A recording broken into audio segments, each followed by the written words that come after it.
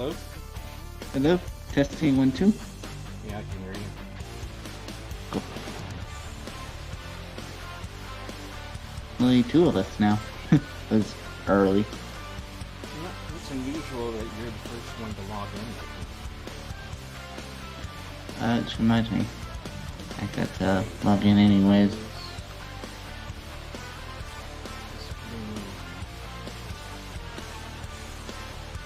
Okay.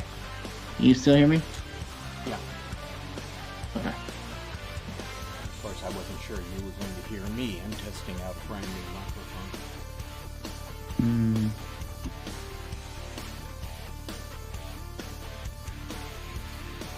I'm actually, replaying, the game again, but on the Gin shard. Yeah. And what I'm trying to do is I want to look through the lens of Isha. What was she trying to tell us? And through that lens, like, what did she want? Good luck, because she was lying through the teeth the entire time. So I'm kind of going. I'm only in Teledon right now. So I'm kind of going in it through that perspective and not through playing the game as usual between the DRC, because I always felt like the DRC and the Yisha whole conflict could have been handled better, where the player was given the choice to go down the Cavern and then Yisha. People could follow Yisha. There was supposed to be that element to the game, but the thing was that it didn't get far enough to really matter. Yeah, I didn't like you have to follow Yisha most of the time. It just felt like that's too linear compared to what Myst was and Riven, where it was a little unlinear. Yeah.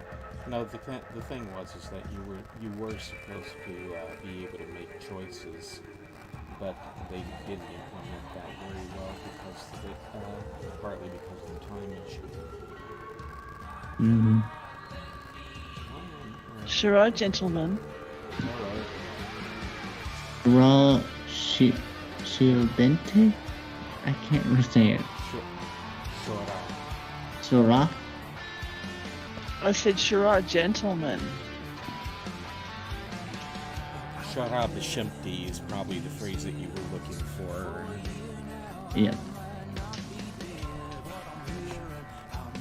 But Shara Bishimti means you all. So to just say that to Susan, it would have been Shara Bishim. Okay.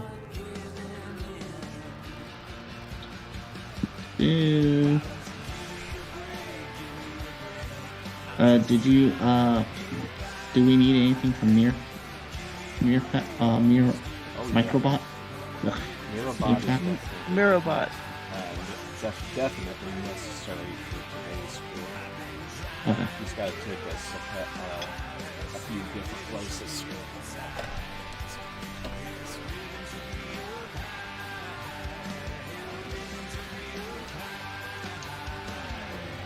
Oh, goodness. And in the meantime, it is 82 degrees in my room.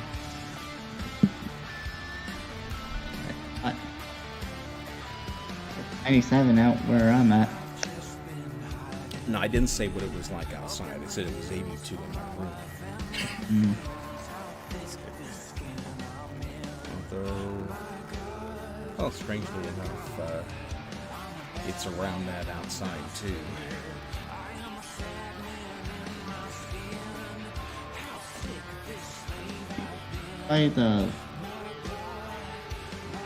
There's lights on in the pool of water.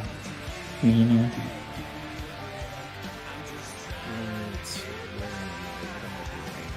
No idea. Oh yeah. I'm in probably the. help if I turned the game on. Yeah. I need to interconnect somewhere. Which is kind of weird.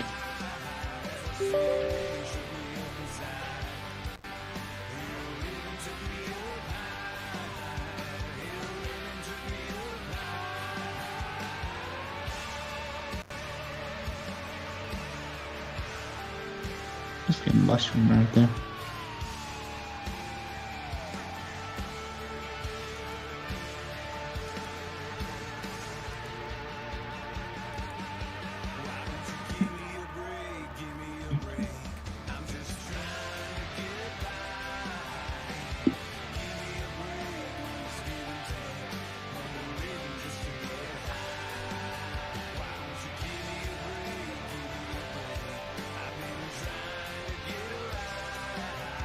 Switch from the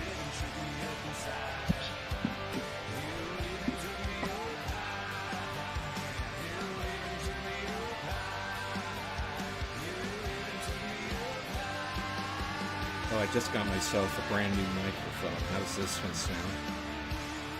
good. Much better. Well, considering that the other one was producing an electronic humming and thrumming sound, that's not hard.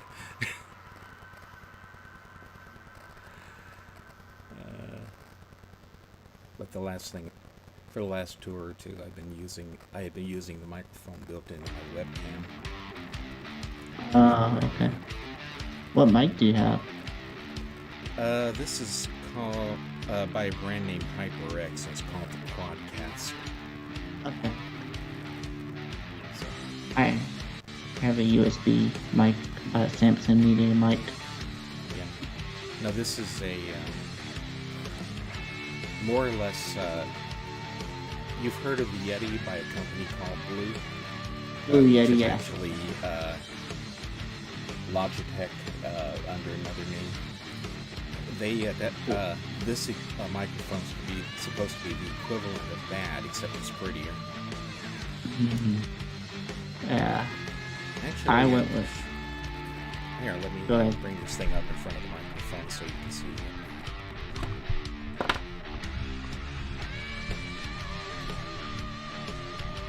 Whoops.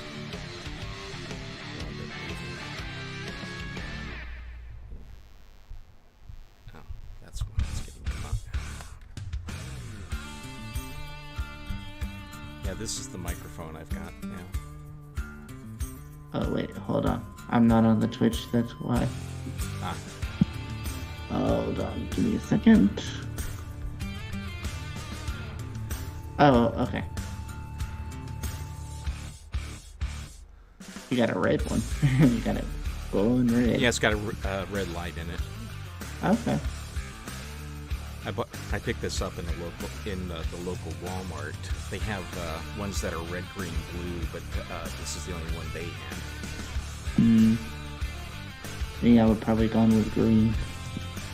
I mean, it's either red or else it's multicolored. Say, I would have picked up the multicolor one by preference, but like I said, that's all they had, and I didn't particularly feel like waiting.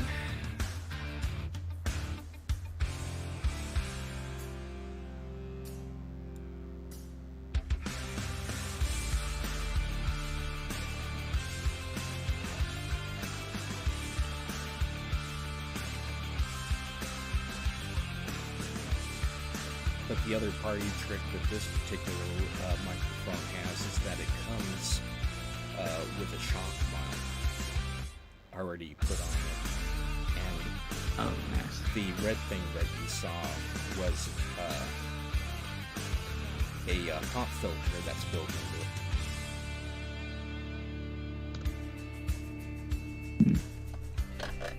Let's see.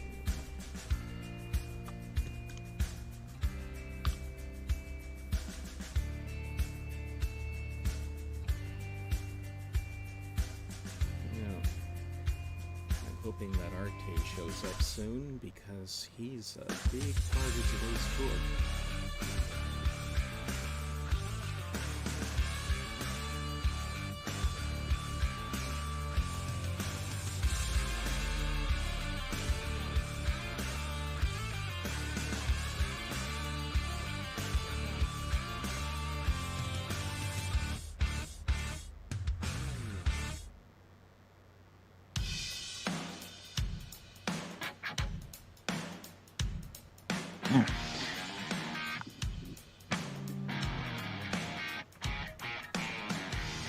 logging into Twitch right now.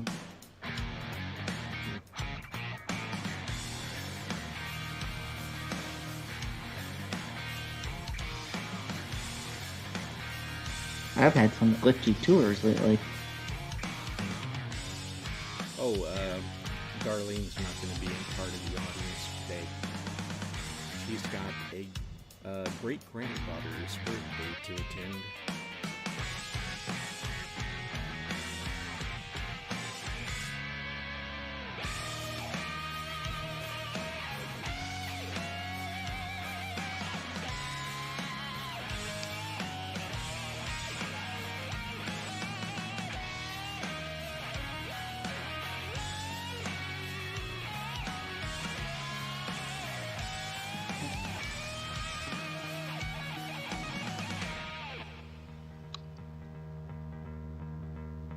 Still with us, Susan? You've been awful quiet. Oh yeah, I'm here. Okay.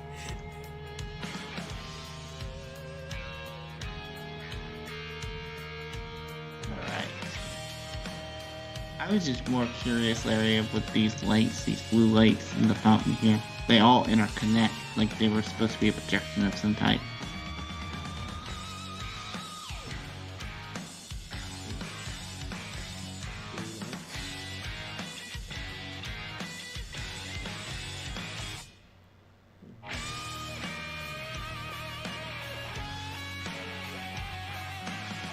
In the fountain. Fire marbles, whatever you want to call them. I've just seen streams of water catching water. But the lights go up, if you look closely. Oh, you're talking about the lamps that are pointed up towards the ceiling. Yeah. That's all those are, lamps. They look like they were combined to do some type of projection at one point. No, those are just spotlights, basically. I haven't even been in my own hood for a long time. Neither have I.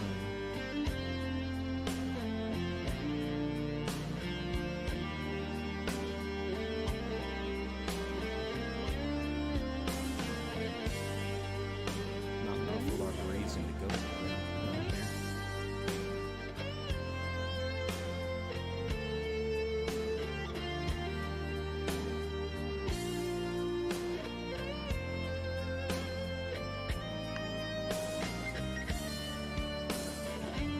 I have my own ideas and I guess just haven't had time to implement them.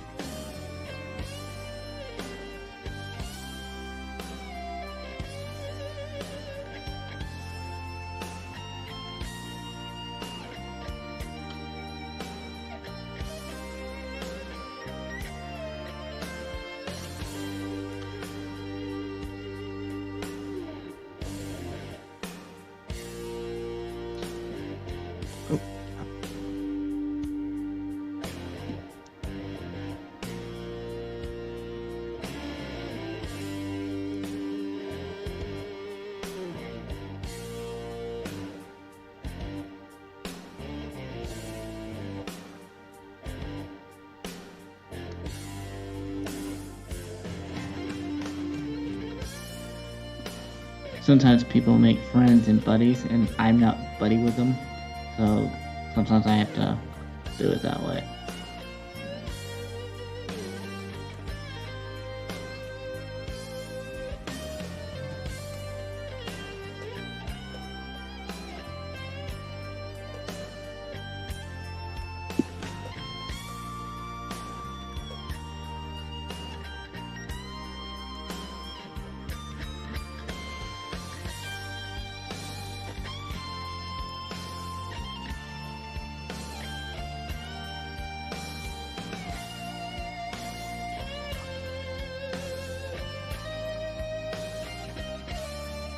sent out through message, mainly aimed at Mirfat and RJ at the doors coming up. Ah,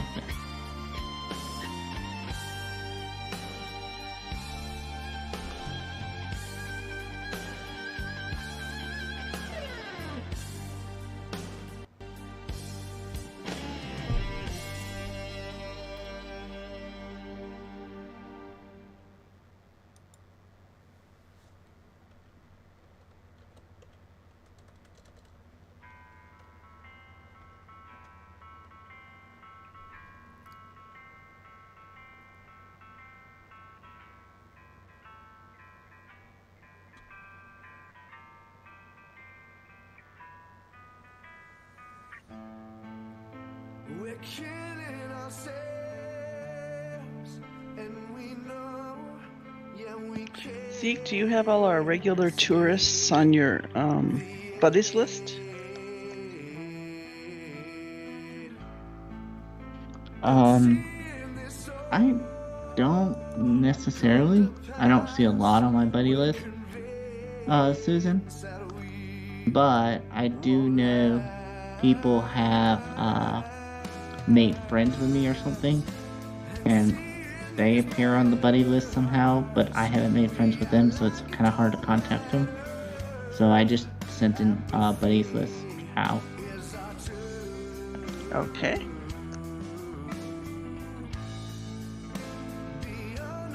I said Cavern Events Hood at first, and I was like, no, Cavern Tours Hood.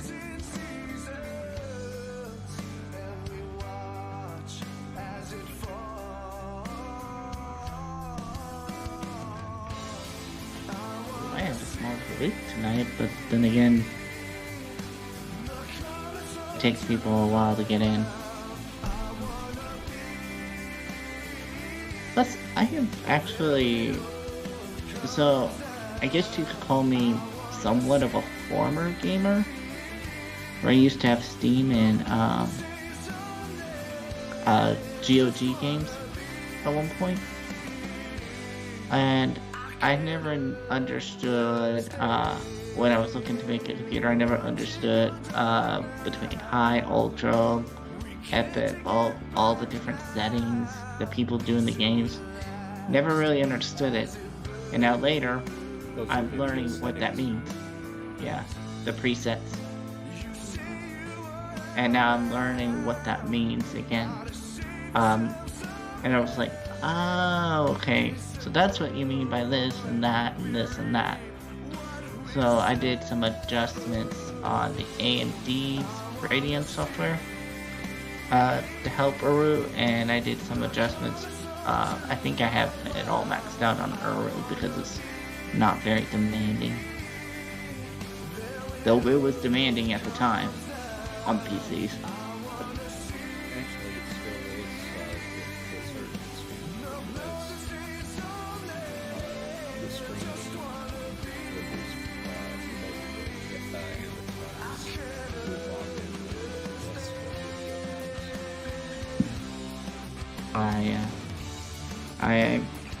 Yeah.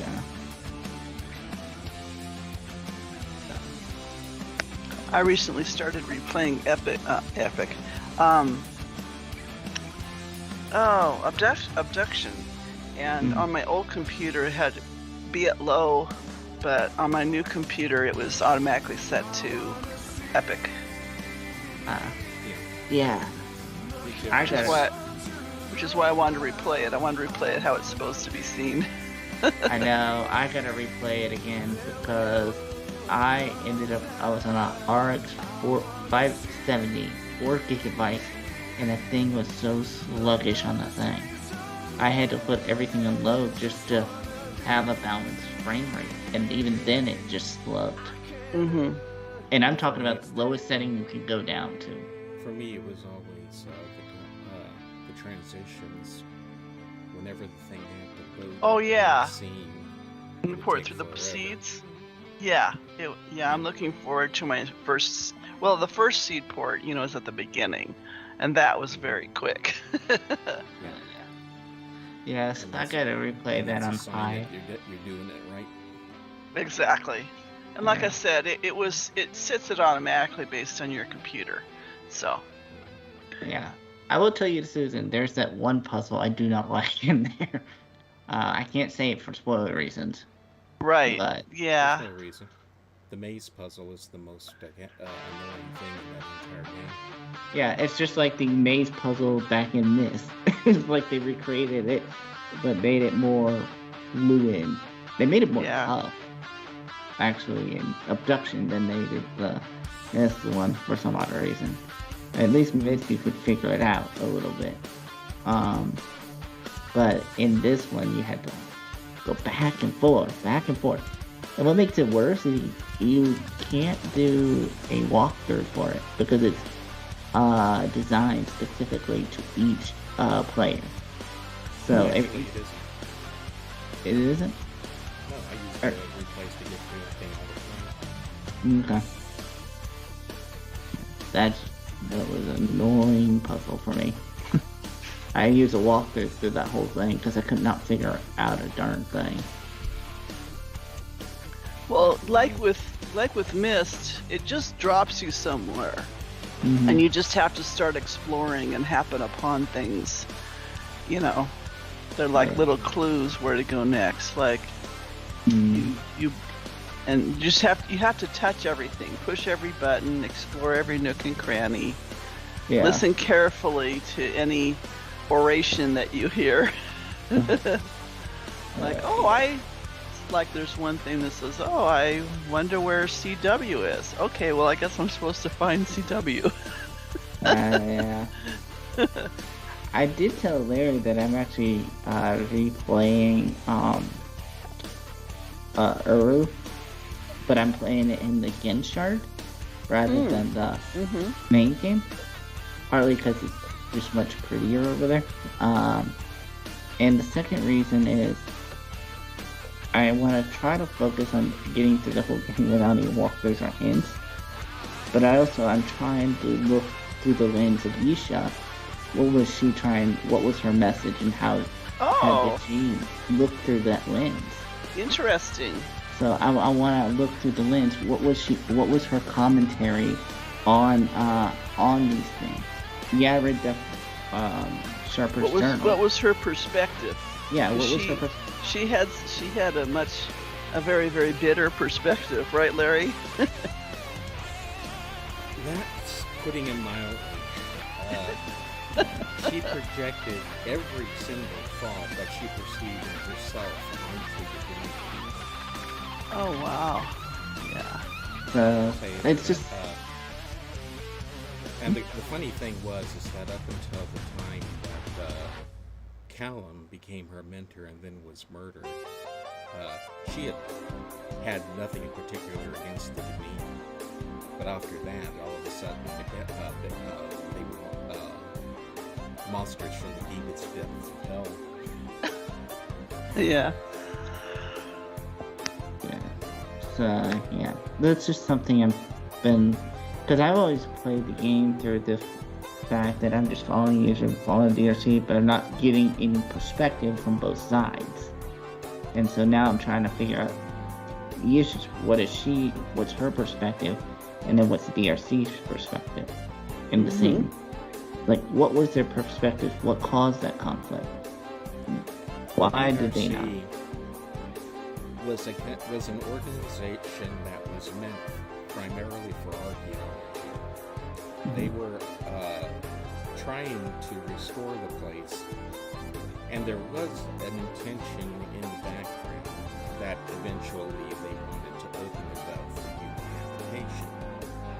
But with so much damage and so many unstable places in the caverns and in the ages, they did they had already lost one person in the early days. That was John Lofton, to an accident that should have been preventable, and so they were paranoid about it ever after. And the thing is that they had all of these uninvited guests come down in the form of explorers,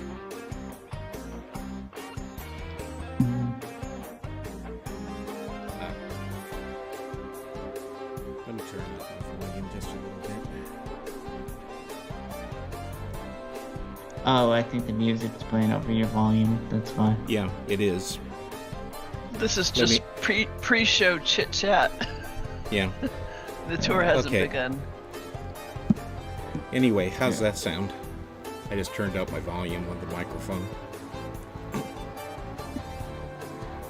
I haven't been doing. Anyway, any- what I was saying is that the DRC was minding their own, and all of a sudden, Yisha sends out the call through the barroom, and they're dealing with hundreds of uninvited guests, none of whom basically came with supplies.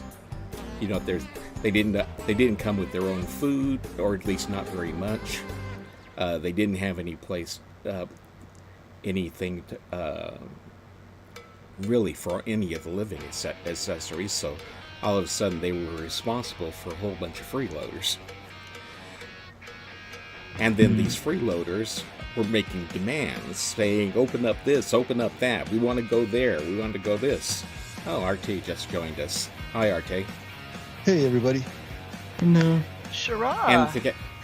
And so basically their safety concerns to keep people alive and healthy shot through the roof. And so they had to restrict things because people just were not doing anything to help. And Yisha wasn't exactly helping their case because she was encouraging people to go to places that they hadn't approved. So, yeah. It'll be interesting to see from this different perspective.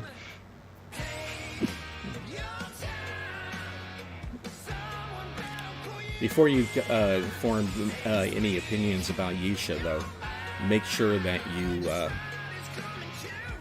read everything, including and you'll need to play Myst 5 as well, because she has notebooks and says things in that are very, very important to telling you what her attitude is. That's absolutely true. Yeah, she was much changed from that little girl in Revelation.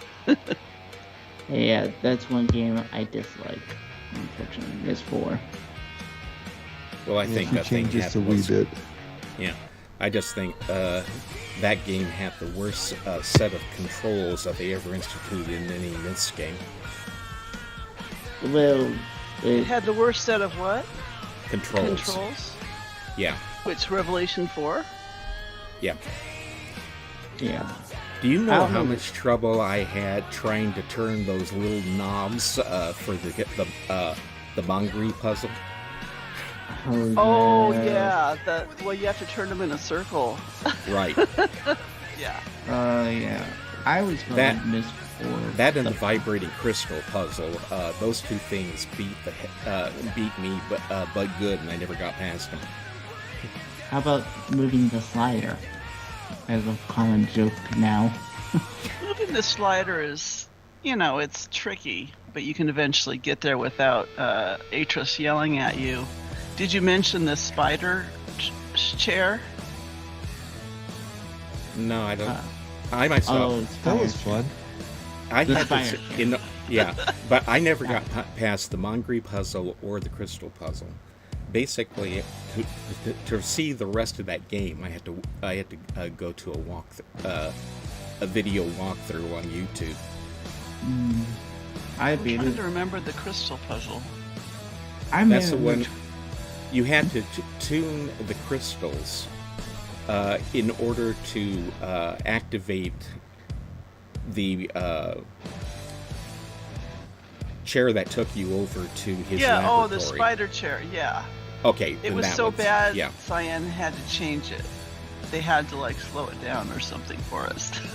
as it was, yeah, because you only have it was timed, Yeah. and if you didn't get everything right to get within the time Right. limit, it reset itself, and you had to start Right. all over again. Right, and I don't want to spoil it too much, but yeah, that chair was the bane of my existence. I didn't like it because it felt like Myst 4 the puzzle answers were after you solved the puzzle, when the journal should have been before to give you hints on how to solve the puzzles. Well, I think it goes hand in hand with the non-intuitive, but And that was- intuitive nature of the games. Like, you're just supposed to explore and fiddle around and experiment. And from That trial and level- error, you figure out how to solve a problem, not necessarily because you've been given adequate clues. Those problems, or those puzzles, I should say, actually were more like they were built for a 3D control set in an era when the 3D didn't exist. Yeah, actually, technically, Myst 4 was, the current one was not made. It was by a different one. What's the name of it? I posted an article on Discord called Dunny Unreal. I forget what it was called. That game, the Unreal Engine was used by Cyan, starting with Abduction. Yeah. Not No, the that Unreal. game was made. That game was made in house by Ubisoft. Yeah. Who they I'm talking hired. about another production that they had in Myst 4. That there's an article up there. No, it's and not, I am forget the talking name. about Myst 4 in the game, and it was made by Ubisoft. But this was before. This was another game before the current There- Myst 4 that they built. There wasn't. I think they're different. I'll show you the article in just a minute. Is Murphac? Murphac's not in Skype with us, Nope. but He's Mark in- I said- Marabot's online. Yeah, but he's been there. The bot's been on. Is the bot in the right place? Let me check. Nope. It's off in Greece at the moment. Okay, how do I tell it to move to Ae'gura? Well, we can't make any use of it there because Mirfac has to be on in order to build the platforms we'll need. Right, but at least I can tell it to move to Ae'gura. Here, let me type help.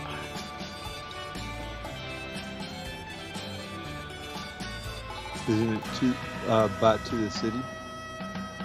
Oh, bot to city? Okay, let me type that. But he'll only move if no one's where he is right now. Mm-hmm.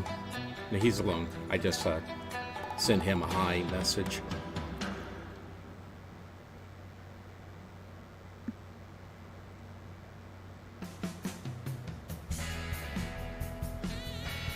But yeah, this month, I'm not going to be able to. It's going to be awkward if Murphac's not available. Thing was, is he didn't tell us he wouldn't be here. Right, I mean, I did send a reminder. Email, Carolyn.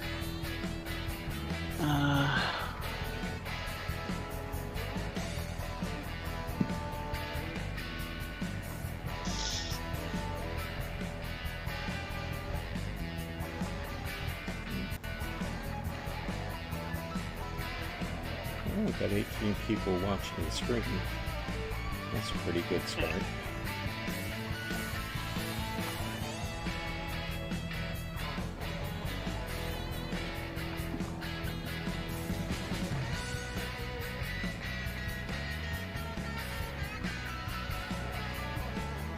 Scott Miller's talking about being logged into the stream on his laptop, and while his desktop is on the game.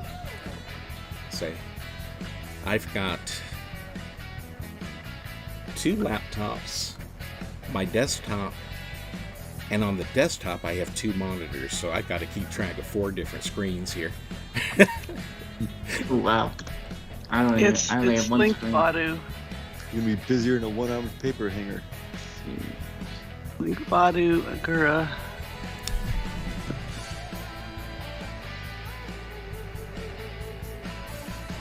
Oh, he's in Ae'gura. Someone else did it. Okay, thank you. So the bot is in the right place, but he's not inhabited by his operator at Yeah. the moment. Yeah, we can link. He's to on him. autopilot. but it means that, of course, we won't be able to go to the places I want to go if Murphac doesn't show Yeah, up. right. I'd have to sit. Well, we could go to I'd the have to Hall of resort. Kings, maybe. Yeah, but I'm saying that we won't be, that I'll have to use pictures to show places instead of actually taking people Right. there live. Right, like the roof with the 4 spikes.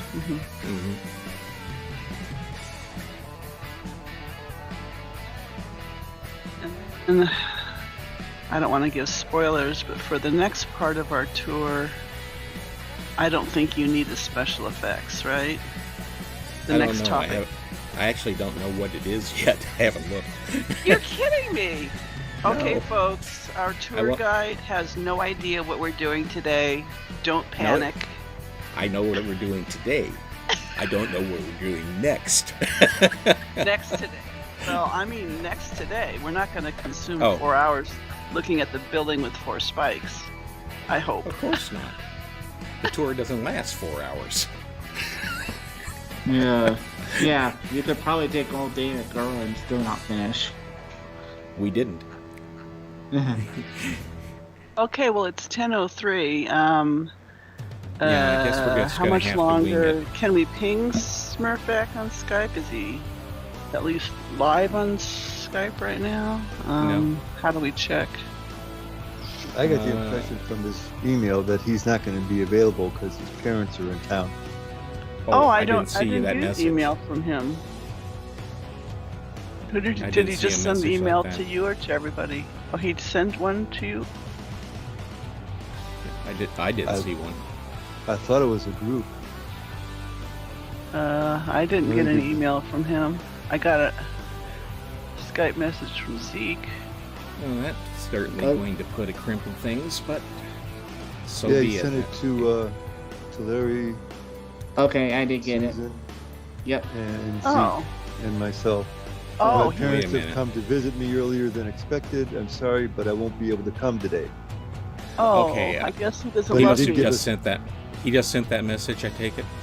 12:37.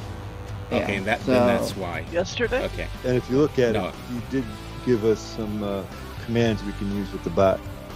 Okay. Okay. Hold on. Let's see. And also, I sent some links on Twitch to a pre-Myst 4 before it got changed. Because originally it was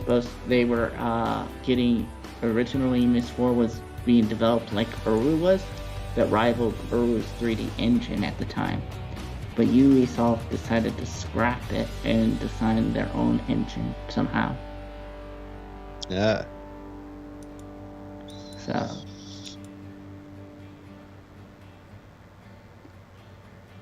and it was basically kind of the same about Ae'gura and everybody. Oh, So, there it is. He sent the message, the links are in Twitch. I sent. at 10:37 key time. Okay. Yeah. All right, I will go ahead and at least start. If you don't mind. No, go ahead.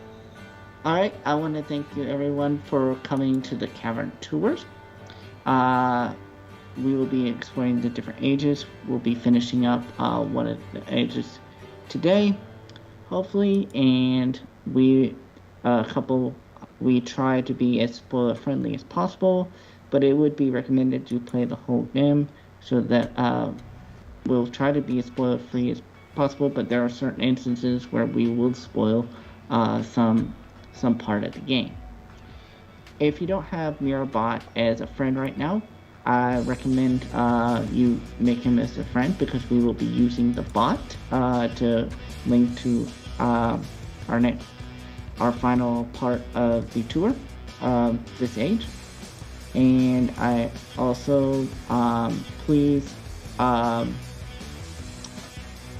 stay with the group and don't climb any ladders or anything.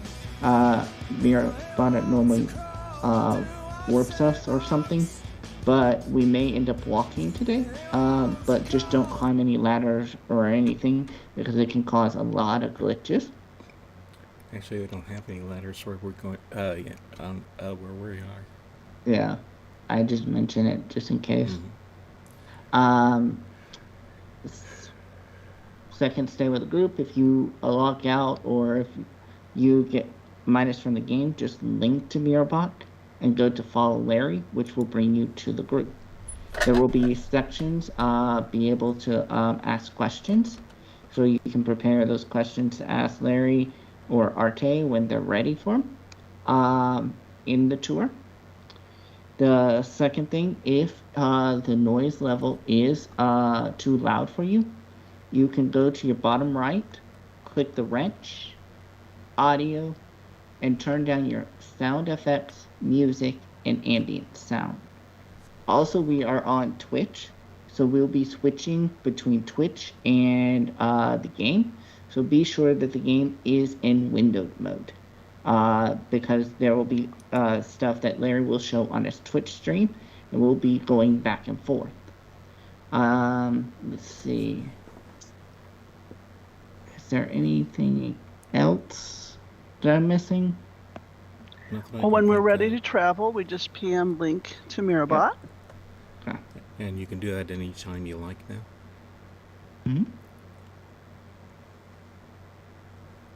So, Now, you mentioned that there were some bot commands that he had given us yes. for today. Yes. What are they? What do they do? It's probably best to type them out. I don't want to say them on the stream. Thing is that I do not So see his email. I will see. Yeah, I don't see his email, so I have no idea what the commands do. Yeah, so.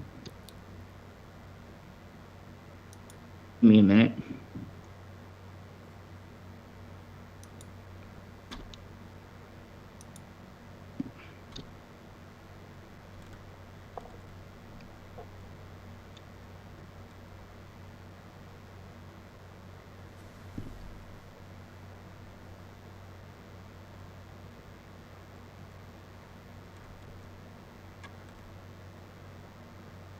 I'm not sure what he didn't really say what they do, unfortunately.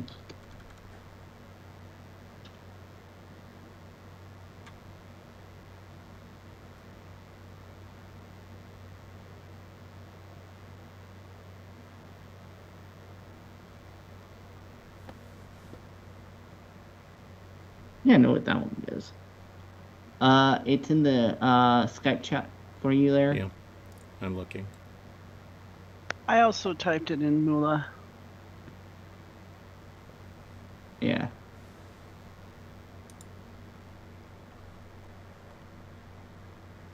You probably should have sent him private. Yeah, Murphy doesn't like that stuff like that being made public. Yeah, Okay. that's why I was doing it in private. Okay. Yeah, I think. All right. Without knowing specifically what the commands do, I wouldn't know when to use them. So I know think what one of them what does. I'll do is I'll go ahead and use photographs in order to show things. Yeah, I know what one of them does. It's kind of just an abbreviation of it. Okay. All right, hold on. Now, Let's see. We gotta get other people in. If everyone would link to Mirrorbot to our age, we will be headed over there to start the tour.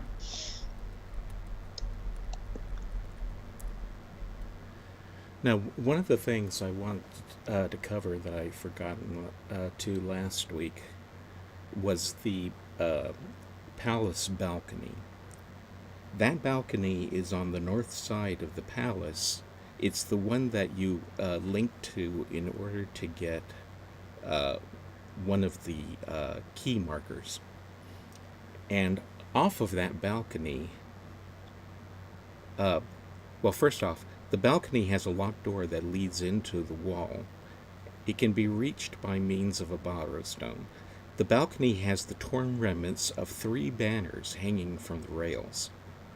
Although they are extremely faded, a little of the Denis script once printed on them can still be seen. It's possible that the balcony was used by the kings to make appearances and to deliver speeches. The banners hanging from the balcony are difficult to read, and I do have a picture of them up on the Twitch screen at the moment. And let's see, I need to bring this to the foreground.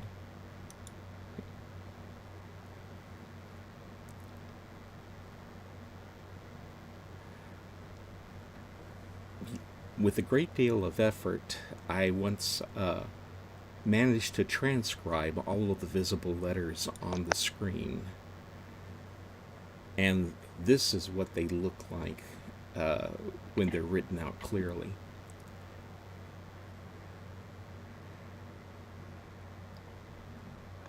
As far as that goes, the word seems is probably complete and utter gibberish. There's certainly no word I've ever been able to find that's even close to it. There is always a possibility that the banners are incomplete and that more characters would have been on the missing portion. Also, curiously, the word is written lengthwise on the banner, so the characters are oriented sideways rather than having them written vertically down the banner. That may have been because they were originally intended to be flung from vertical flagpoles in an age with wind in it. In any case, the word is written in Denis characters is SHCHHMEDHI, or I should say SHCH and then an H, ME. DH in this case is an actual Denis letter. It's a soft D, and then the letter I. So as you can see, the fact that we have SH, CH, and then H all in a row does not make any sense whatsoever. No, I just had a thought. It might be a Denis acronym too. That's the thing, though, is that I've never run across anything else that was even remotely close to it. Mm. And the soft D, FYI, for everybody, is it's pronounced like a hard TH, like you get in other them, way around. Those. That's a soft TH. But yes, it's the TH used in the word clothing. The soft TH would be with, like the TH in with, the way I look at it. But anyway, it's like that's hard. It's a DH is the same as the TH in them, those, these, etc. Correct. And that's pretty much everything that can be said about the balcony. Now. And is this called the King's Balcony, or what's the technical balcony. name? The Palace balcony. But there's two palace balconies that we can go to. No, what we are on right now is the Palace rooftop, according to the naming convention. Okay. Oh, Palace rooftop. Right. As opposed to Palace balcony. Gotcha. Thank you. Yeah, those are the terms that show up in your links. And for those who were here last month, the staircase over here to the side that shows the open area between this rooftop and the rooftop next to us is where we were when we came in off the hall, the alleyway on the back side of the palace.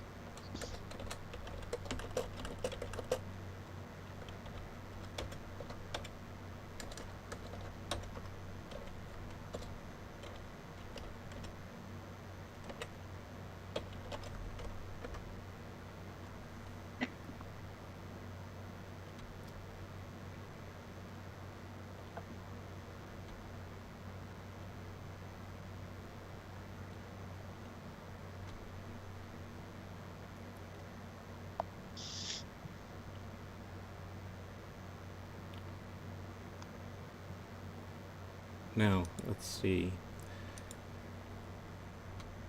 Murfak, unfortunately, was not able to join us this month, because he's had an unexpected visit from his parents.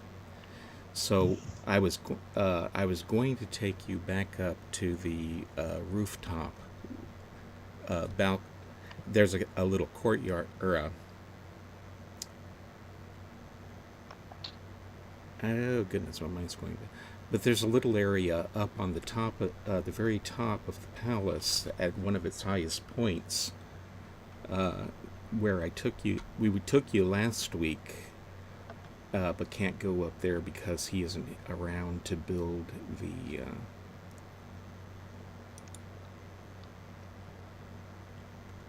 platforms that are necessary. So let me see. Okay, here's another shot of the palace balcony.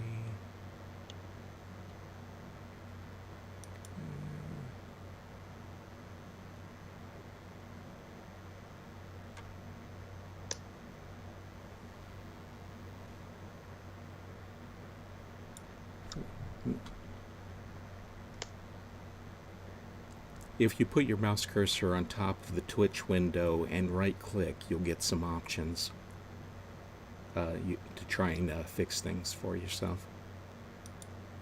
Let's see. Okay. Building number 4, or superstructure number 4 of the palace, is the one that has the door that opens onto the alley on the other side.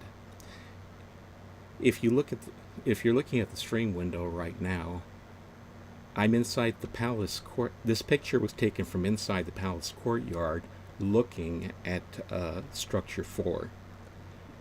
And up on top of it, you will notice a peculiar looking building that has 4 spikes coming off at an angle. That's where we took you last week, and where I was planning on picking up this week. We don't know what that particular structure up at the top is for, unfortunately. Let's see. And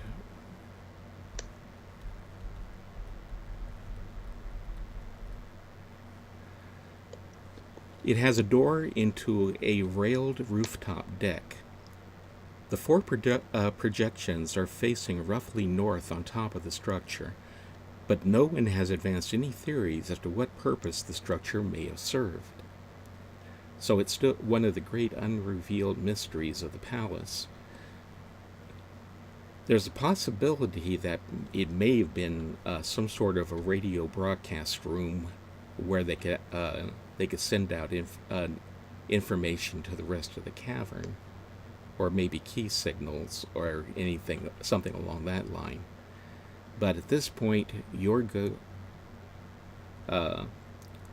guess is as good as anybody's as to what that building is for. Let's see if I can find a better picture of it. Let's see, this is the east side.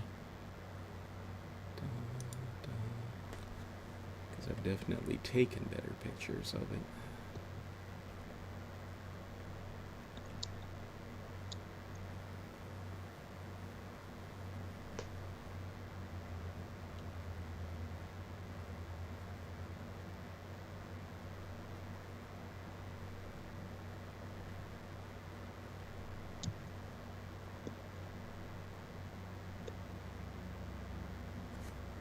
In fact, You just went past it one. Back up one. Okay,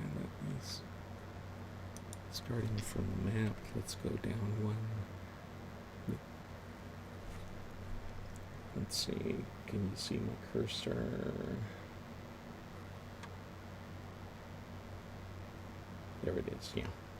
Okay, so this is the building 4 and the structure on top of it in this picture. Right there. And then let's Let's go down again. A view from up high, and let's see if my cursor. Okay, there we go. And my mouse cursor is on top of it right there. This is from the east, from the south. Yeah, This there picture, it is, behind yeah, the roof. Yeah, this is a picture of it, but I haven't properly recolored this picture, so it's very hard to see. I have a much better picture of it somewhere. Wait, going back there.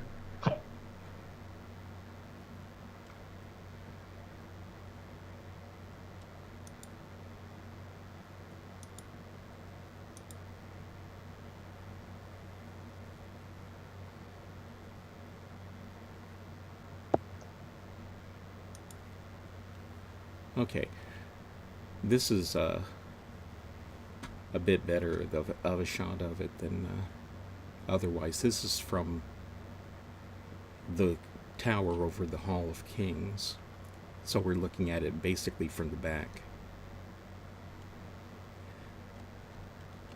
Okay. Anyway, in this picture, you'll notice that there are some structures that are part of Building 4 that lead over to the second level of the Hall of Kings Tower. And I've always wondered if that wasn't one of the ways that you could get to the upper stories of the tower, which is Structure 5 on the map that I have. Right. Say, Ooh, it's getting hot in here. Structure 5 is kind of unusual in that it is partially built, and it looks like it's partially built out of a stalagmite. And you'll notice that at one point there seems to have been an arch over the gap between the tower and the rock on the other side. That's part of the guild hall. One of the things that has always been a bit of a mystery is how the Denis got to the residential districts that were on the upper side of the island, over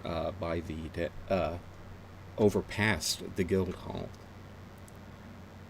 and there is a map that shows that there's a pathway in between the guild hall, or I should say the Hall of Kings. And I've always wondered whether or not this arch was that path, and that there was a door on this side of it, or maybe there doesn't seem to be any sign of a tunnel through the broken part of the arch, so they would have had to walk over the top of it. And there also appears to be here. Let me see where I put my pictures. All the Kings, there you are. Okay. I'm going to show you a model that Cyan built back in the early days when they were planning things out. And on this picture, the broken arch is going to be, there's my mouse, right by my mouse cursor now, which is right here. And you'll notice that there is an extension out from the Hall of Kings And then there's another part on this side that may or may not have had a door on right on top of it into more tunnels. Cyan had intended for there to be 4 main residential districts, 3 of them upper class and 1 lower class.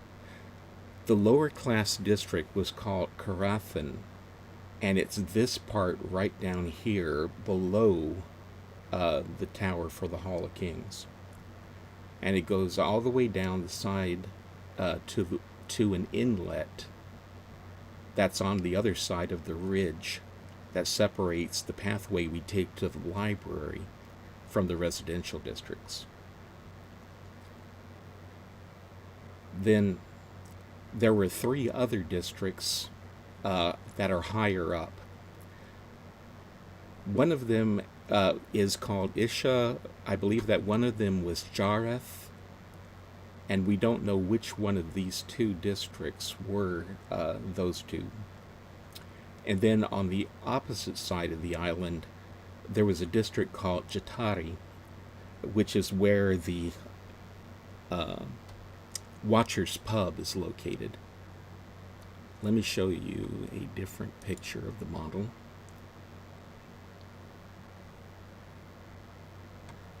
So, in theory, Carathan is down here. And Jareth are these 2 districts here, and as I said, I don't know which is which. And then Jatari is this district here.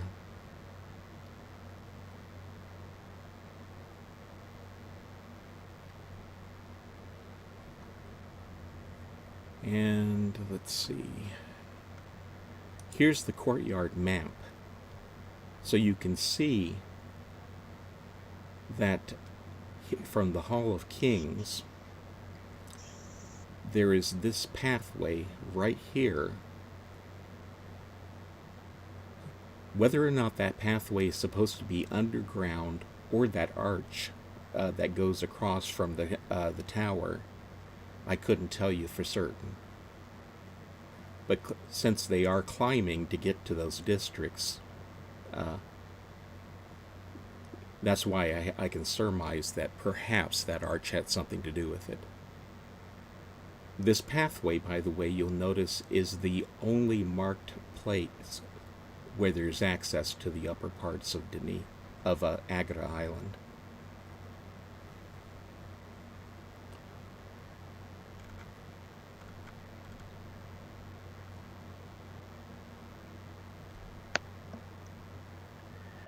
Scott's saying he can't make heads or tails on your map. Can you just use your cursor to point out some major features that are well known? Of course. Thank the you. Hall of Kings is marked number 6 on the map.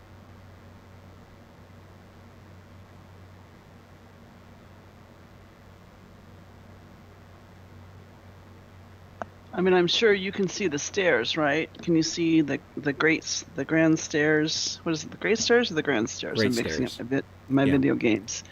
The great In other stairs. words- case was from the Titanic. Yeah. Yeah, the grand.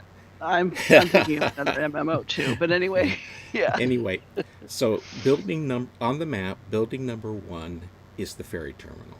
Building number 2 is Tokara 2. Building number 3 is Tokara 1. Building number 4 is the museum. 8 is the library. 7 is the concert hall. 6 is the Hall of Kings. And 5 is the guild hall. Thank you. And then that Which, of little course, gray spot right smack dab in the middle is that stalag. That's the stalagmite that's in the middle of Tokara Courtyard. Not there in the center Oh. of the yellow section. In the center of the yellow section is a stalactite with the tunnel carved straight through it. Stalagmite. Down the great stalagmite. Yes, Down the great zero meridian. correct. So this yellow circle right over by the number 6 is the actual Hall of Kings and the tower above it. And then what I'm pointing out is that you'll see that pointing just right off the top of it and going just a little bit to the right, on the map there is marked a pathway. And that's the only marked pathway to get to the upper parts of Deneve that Oh, this map interesting. has. When And you that's exit why- the hall, going towards, like, from Tokata to the library, when you exit the Hall of Kings, if you turn to the left, you'll see there's like a rock fall there that would be blocking that pathway.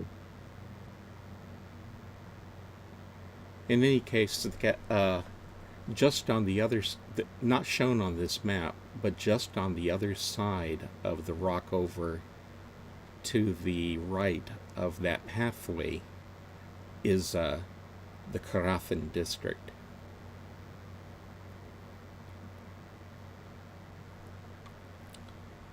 And let's go ahead and turn this off for a moment.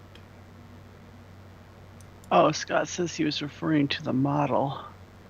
Oh, okay. In that case, let me go back and show you that. And by the way, you guys, feel free to ask questions in chat anytime. Mm-hmm. And it's up to Zeke and me to moderate those and to interject and ask Larry at the appropriate Okay. time. Now I'm bringing the model of Ae'gura back up, and this is approximately the same angle that's shown on the courtyard map. So the major structures are marked with red clay.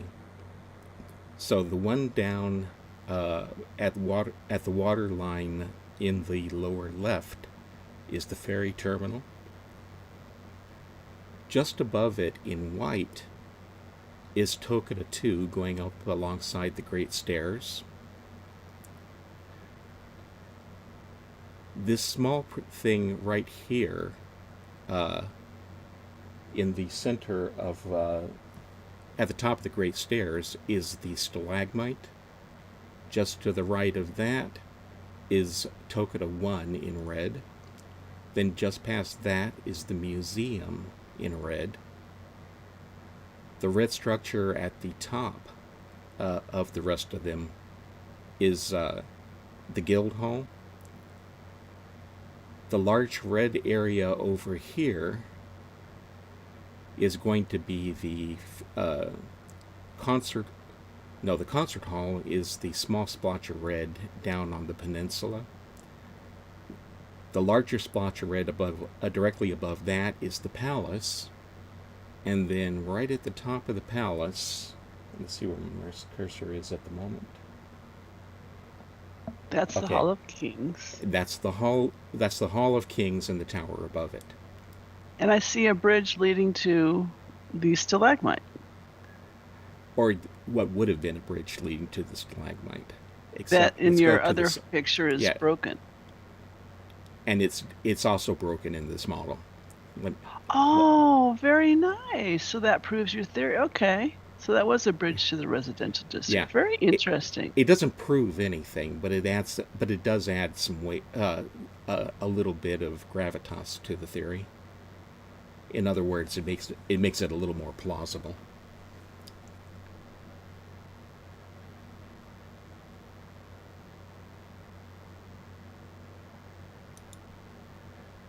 And going back to the front view, the residential districts are all marked in white, are all done with light gray or white clay. So again, to the right of the palace is the Cavern district, and then the three high-class districts are all up at the top of the model, or above the hall, the guild hall. I wonder what that photo is to the right of the model. I can't quite make out what it is. Some sort of concept art, I'd imagine. Okay. So we're 40 minutes in. How much Okay. longer do we want to spend in Ae'gura? Well, the entire tour is here. We're finishing up today. Now, Oh, I thought we were going to continue to the next session. Gotcha. no, that was only if I had enough time, and I needed to fill something. Sounds like a good plan. Thank you. Okay. Now, let's see. Where was I? Oops. You imagine that model as one age, how big you would be running around everywhere? Well, that model is Ae'gura Island, so you are running around everywhere on it. Yeah. But I meant if Watcher's Pub and all the Bevins and everything was interconnected as Oh. one big age. That would be impossible because the model would be pretty much impossible to load. In other words, take the days file to would, load. yeah, the file would be so big it would be completely out of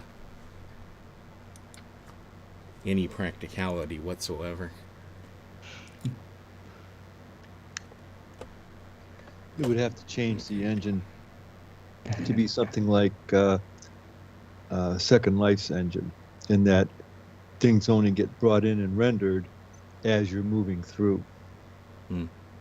And the way Mula works, everything's brought in at the beginning. I have a question from Yes. Euro that says, what would the residential areas look like? Actually, that's something I can show you, but let me. I'm trying to move over to an area where we. Where, pray tell, am I? Oh goodness, this. I see what I did wrong. I missed my turn.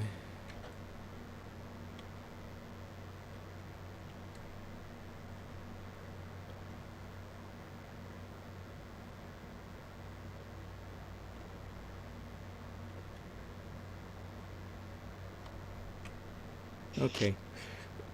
PM the bot with the words "Find Larry" to join me. This is where I am right now. Is Tokata or the pal. Hehe. The Palace Alcove, which is an alley that leads from Tokata Courtyard to the Hall of Kings.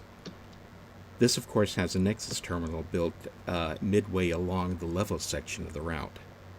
What I wanted to point out while I'm here is that there are two arches that go over the alcove alley.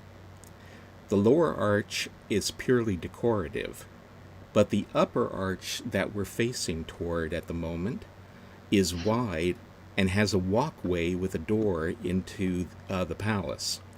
It is likely that walkway was intended for guards to monitor the traffic in the alley below it. And let's see if I can bring that up. Okay. Because I know I have a picture of this.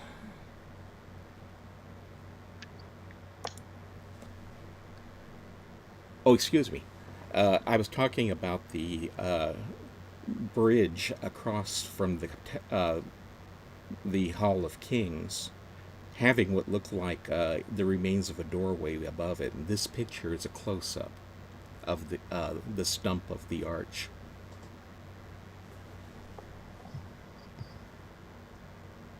Now let's scroll down. Here's a long shot of the broken arch. And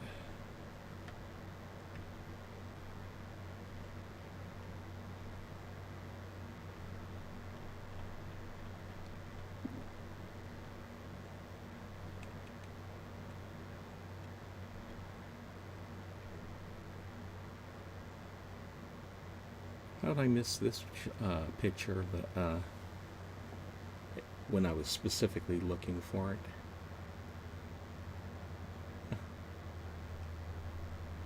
Oh, that's right. I'm in the wrong folder. That's it was in this folder, and not on the other one. But I want to be in the palace.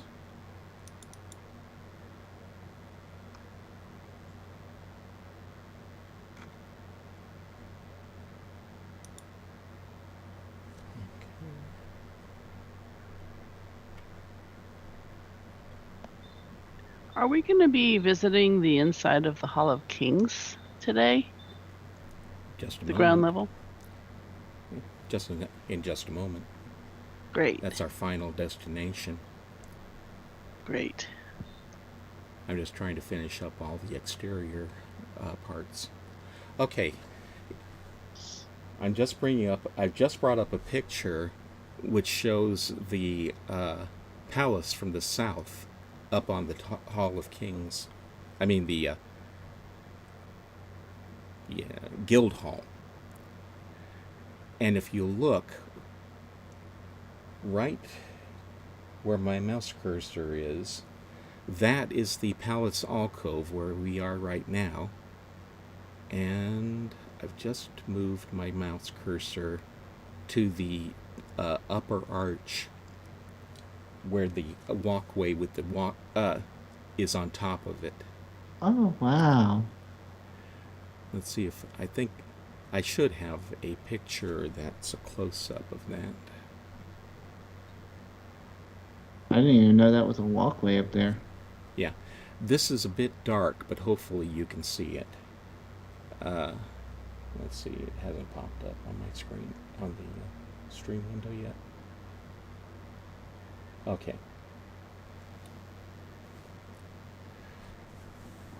If you look, right here is the archway with the walk on top of it, and it terminates at a door into the building right here. Oops. Yeah, I'm deleting this one. Okay. And that's the only thing I want to point that out, because if you didn't go looking for it specifically using fly mode, you would not know that that was there. But it does seem to be kind of a guard walk. Okay.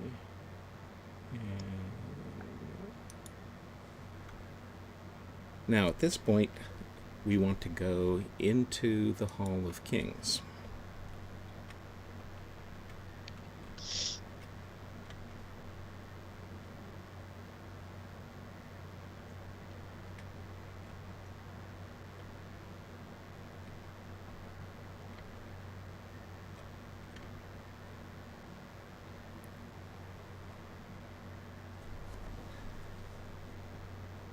And I need to switch my pictures back to that folder.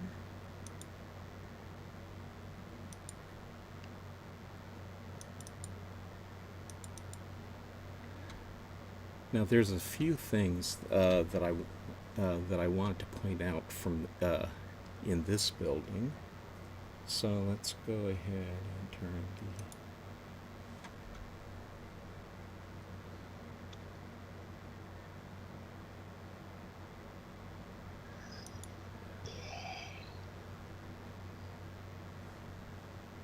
Okay, I'm going to bring up some more pictures inside of the window here. Let's see. The floor you know about. One of the interesting features of the Hall of Kings is that on the next floor up, there are a series of windows, and if you're out there, you can actually look down through them and see the floor of the Hall of Kings and people who may be in them. But what's strange is that if you look up at the roof of the Hall of Kings, there's no sign of those windows.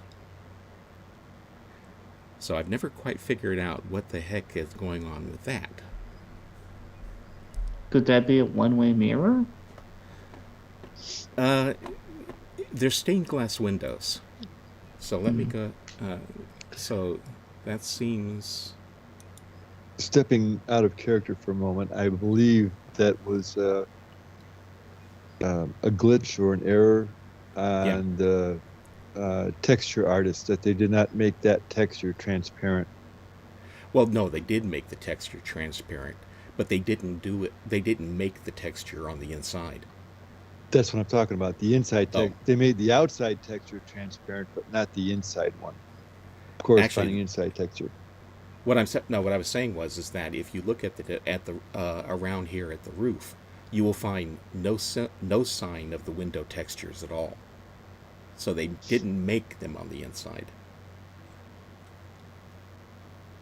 But if you, but of course I have the myself on the outside looking in the picture that I'm showing on the stream at the moment.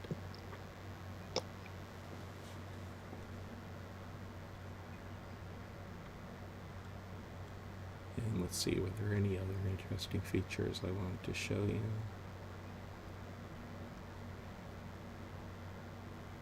Okay. This photograph is the top of the tower looking over the towards the arch, but I did show you that one already. Now the one last thing that I want to talk about is this design that I'm going to bring up on the stream in a moment. This design is here in the center of the hall's floor, and it's also found on the lookout that is the last stop before you get to the Great Library. It's called the library tree for that reason, and presumably when they were first making it, that was just going to be its intended purpose, was just on that overlook. But this, I forget the name of the artist that originated it, but this is not the way this design was going to look like when he made it. It's the version that made it to the game. I took the time to recreate this in the way it looked when it was first designed. Although mine's a little bit fancier. You'll notice that there is Denis writing on this. And that writing is a Denis proverb that was written specifically for this art piece. Hang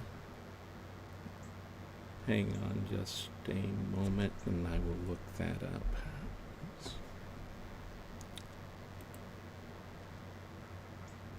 Okay. Forsaken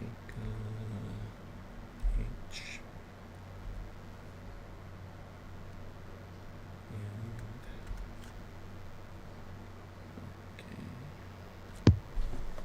I need to step away for a couple minutes. I'll be right back.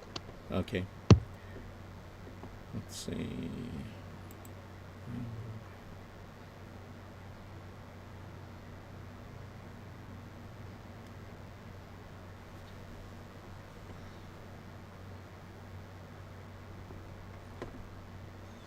Yeah. I'm looking around my website at the moment and forgetting where I put things. Here we go. Denis Proverbs. Okay.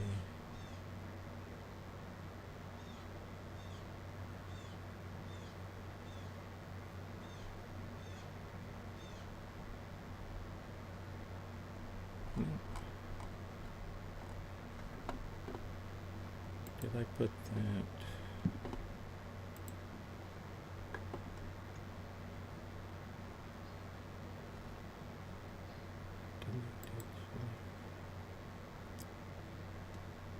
Okay, here we go.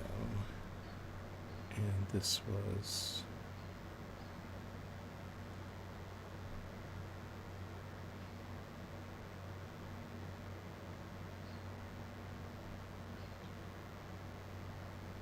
While I'm poking around looking for that transcription I have, do we have any questions?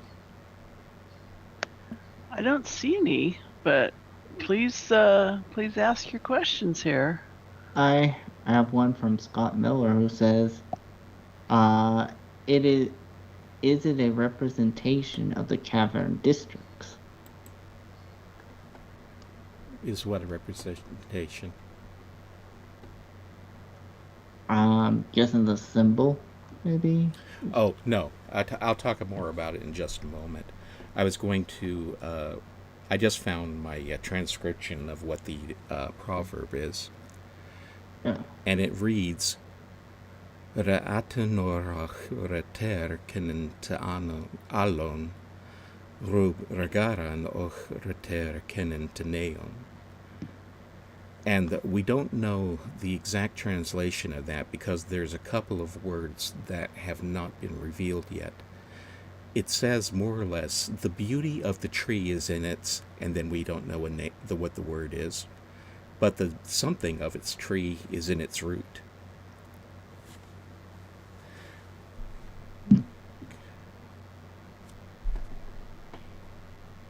And looks like Lou Tech has a question. Are the Dunny texts above the king's storybooks representing the king? And The would text there that be each would one there of the well, we'll talk about we will talk about that, but basically, okay. the if you're looking at the pillars that surround the room, each one of them is the name of one of the Denis kings Yeah.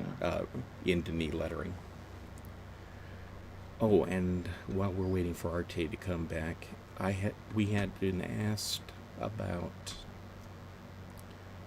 what the residential districts look like from the outside, and the answer to that actually has a very good example. When you're in the residential neighborhoods and you look up at the side walls above the courtyard where you first arrive, you see a number of windows and balconies and such things set in the rock. And that is exactly what the residential neighborhoods look like. Let me. Okay. I am going to.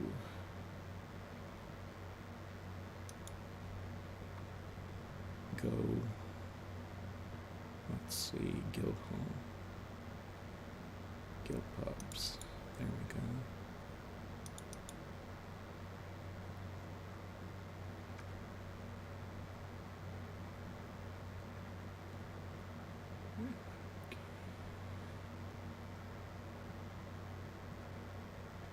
Okay.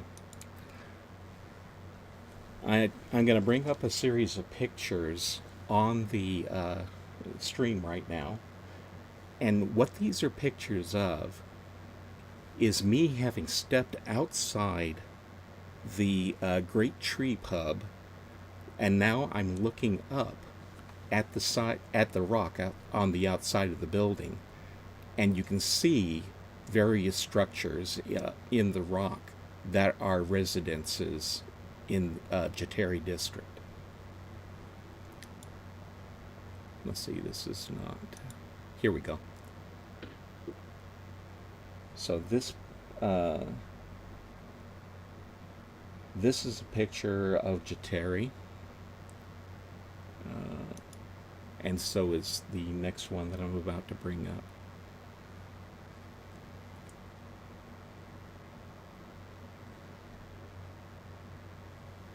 So if you've ever wanted to know what those are the only actual pictures of any of the three residential districts that exist in the game that I know about.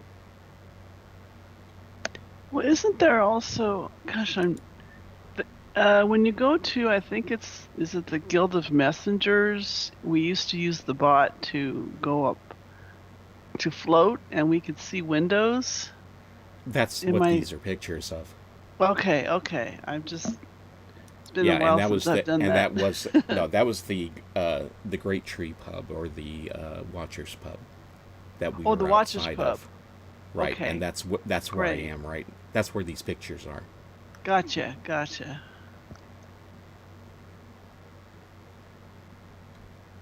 So, if you were expecting to see grand buildings, the answer to that is no, because all the grandeur is on the inside.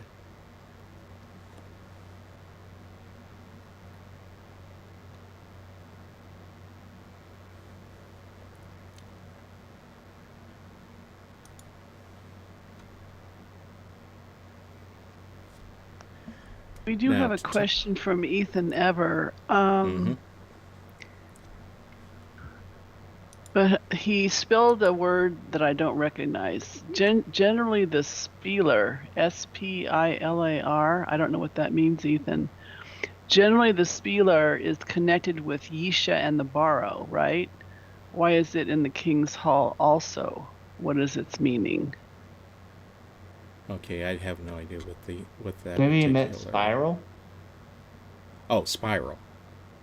Yeah, no, I'm about to start talking about this particular building, so his answer should be in it.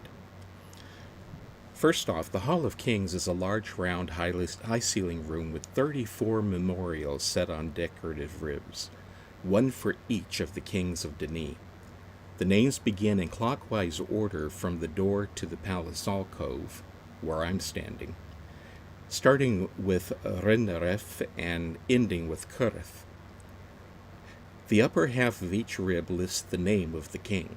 The lower half has a projection on the rib that holds a notebook with a brief biography supplied by the DRC from their research sources. It is unknown if the projections were originally used for the same purpose by the Denis, or are just a design element. The Hall of Kings is not the only location of the biographical notebooks. Several that should have been here were taken to the Tokita rooftop to be worked on, and there are 3 of them in the Ae'gura library.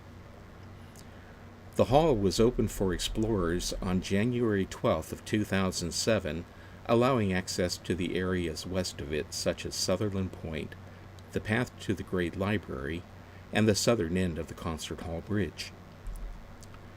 The center of the floor of the Hall of Kings is one of the places where the tile pattern called the library tree is located. This is a variation of a design motif that the Denis have for the Great Tree of Possibilities. It forms the base for a number of popular decorative patterns. My own theory on what it meant is based on the idea that the Rhone saw themselves as the center and beginning of everything. If that theory is correct, then the center point of the spiral represents Garternay, and the branches and leaves that lead off from the spiral represent ages written by the Rhone and Denis. You will note the ring around the tree. At each of the cardinal points is the outline of an open linking book. The pattern appears to be laid out in quarter sections made up of 10 tiles each, and the 4 tiles that hold the inlaid tree design are quite massive. The roof of the hall is a dome with windows circling it, and while they're very dirty, if you can get up to them on the outside of the building using a bot, you can look down on the interior of the hall through them. And I mentioned, of course, that these windows have no markings on the interior. And, let's see, is Arte back yet? Yes, I am. I Okay. sent a message in Twitch. And Okay, in that Cavern. case, yeah. Okay, fair enough. I'm done with my part, so I'm turning the rest of this over to you. All right, so I'm going to talk about the history of all these books in the Hall of Kings, the stories of the kings. Did we move down there already? And I got left behind. Yeah, I'm in the. Uh, We've all been yeah, in the w- hall for a little while now. Okay, I've been like herding cats and whatnot. Sorry about that. Ah, okay. All right. So, um, as you're looking at Larry, the pedestal to his right, to our left, is the pedestal for the first king, Ritneref. And before I start, I'm going to give a bit of a disclaimer. Time measurement has since been divided into two eras: before Earth, or BE for short, and the time after moving to Earth, called the Denis era, or DE for short. Since a lot of the acronyms sound similar to those with a hearing impairment, I will use the words before Earth instead of its acronym. DE for Denis era, BCE for surface history before the Christian era, and AD, Anno Domini, for the Christian era. Some might find this a bit sacrilegious or too religious, but it's strictly for clarity of speech. Also, there are supplemental stories for some of the kings, and those stories have been incorporated into the following histories. And now for the kings. So the first king was Ritneref. He was one of the most important figures in Denis history, if not the most important. So I'm going to spend a bit of time talking about him, a little bit more time talking about him than some of the other kings. The kings that have, in my opinion, the most import to the history are the ones I'll be spending the most time with. Ritneref was born 207 years before the Denis came to Earth, which was about 7884 BCE on Earth, on a planet called, as we all know, Gartene, whose people were called the Rhone. He joined the Guild of Writers at the common age of 5, and early on he became one of the finest writers that the Rhone.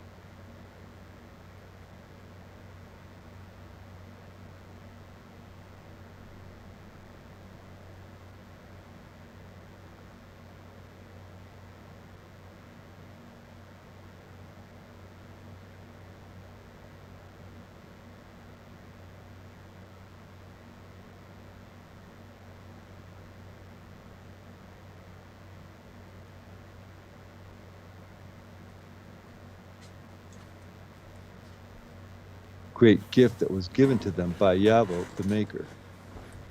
In fact, he included that wording in the writer's oath that he created with his apprentice Ailish after establishing Denis on Earth. When Ritneref was about 124 years old, about 7740 BCE, his grandmaster asked him to write an age that he felt was questionable because he felt that the age could house an uncivilized race that could be used as slaves. He refused to write that age. As a result, he was dismissed from the guild. Much of the Rhone society felt that his dismissal was unfair.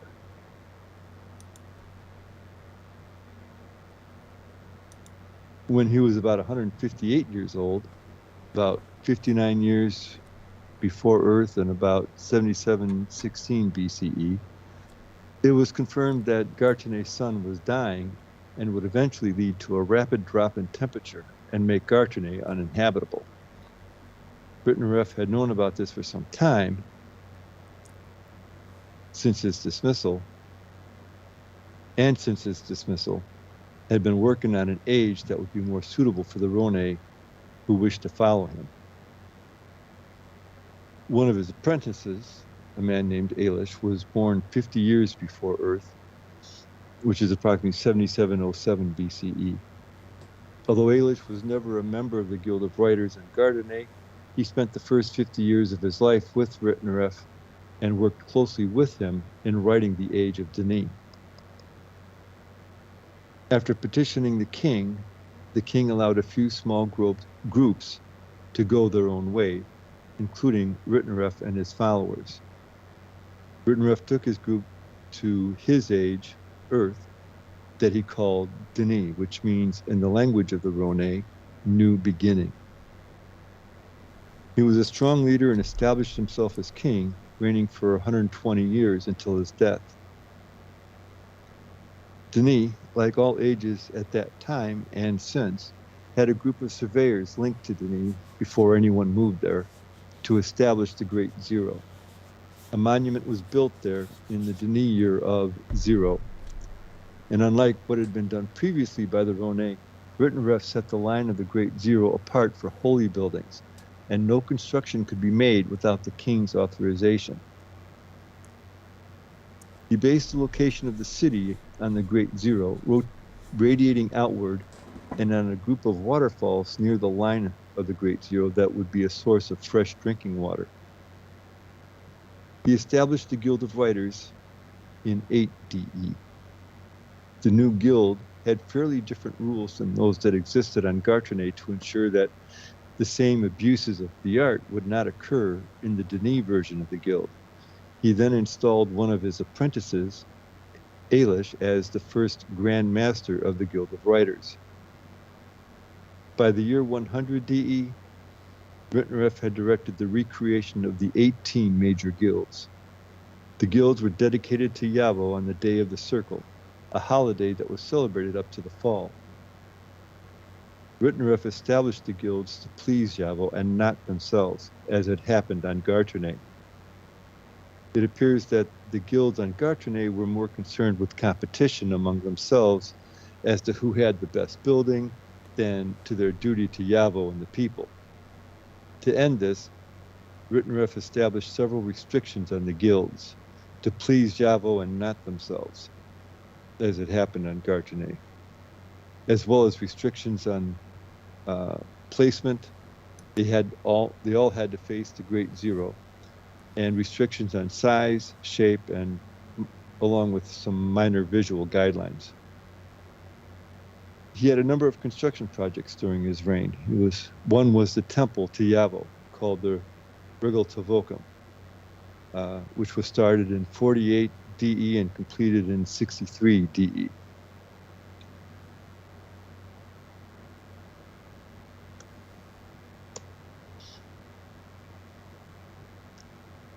It was meant to be a place of worship as well as a reminder of the prophesied great king that was to come.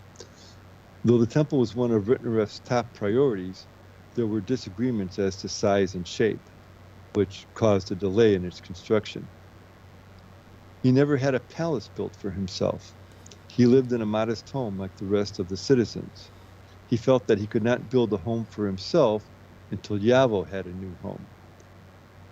Even though the temple was finished in 63 DE, he still refused to build a palace for himself. He felt it was easier to focus on Yavo and his wishes when struggles were more abundant. It's believed that Rittenref's refusal to build a home was a reflection of that philosophy.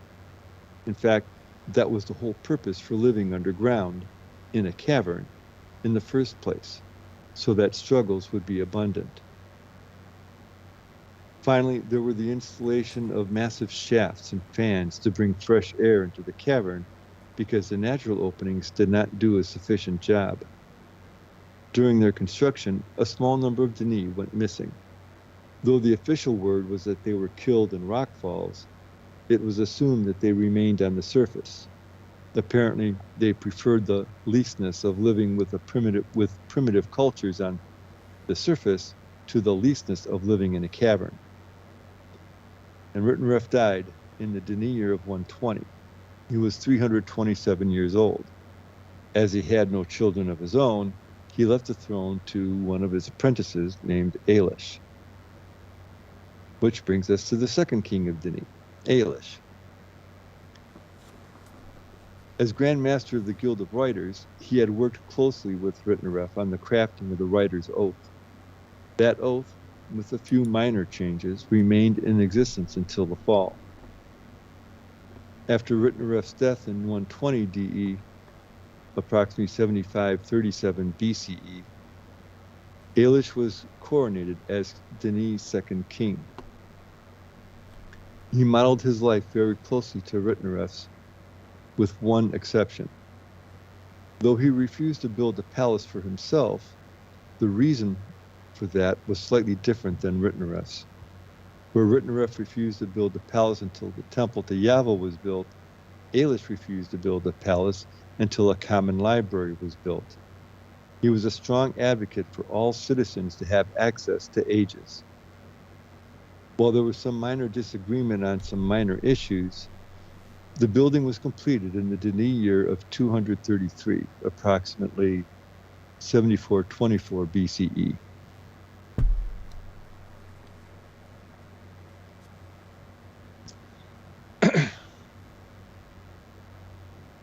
After it was completed, like his mentor, he still refused to build a palace for himself.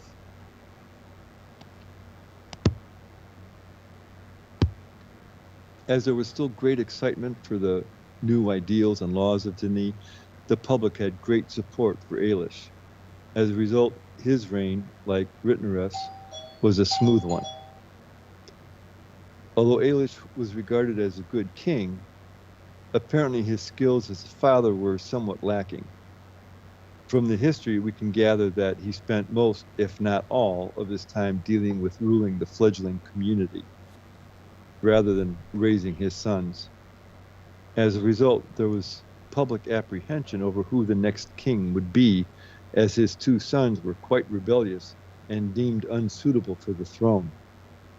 However, after his third son was born in 256 DE, about 7401 BCE,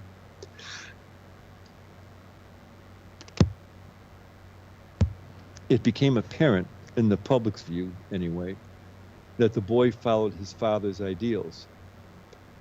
Ailish must have agreed with the public's opinion, as it was that son, Shomat, that he chose to succeed him.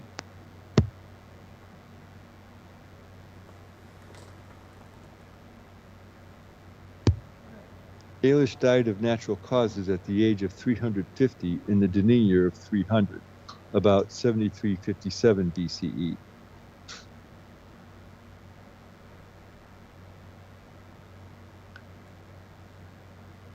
And now for the third king.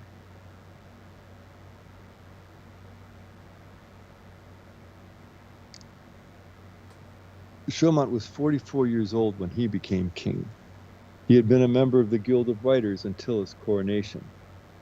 After he became king, he still received tutoring, but it apparently was not enough. His insufficient instruction in the laws and codes of the guild led to his distorted views he later held. One of the first actions Shomat took as king was the construction of a palace, something that his two predecessors had shunned. It was completed in 347 DE, and which was approximately 7310 BCE.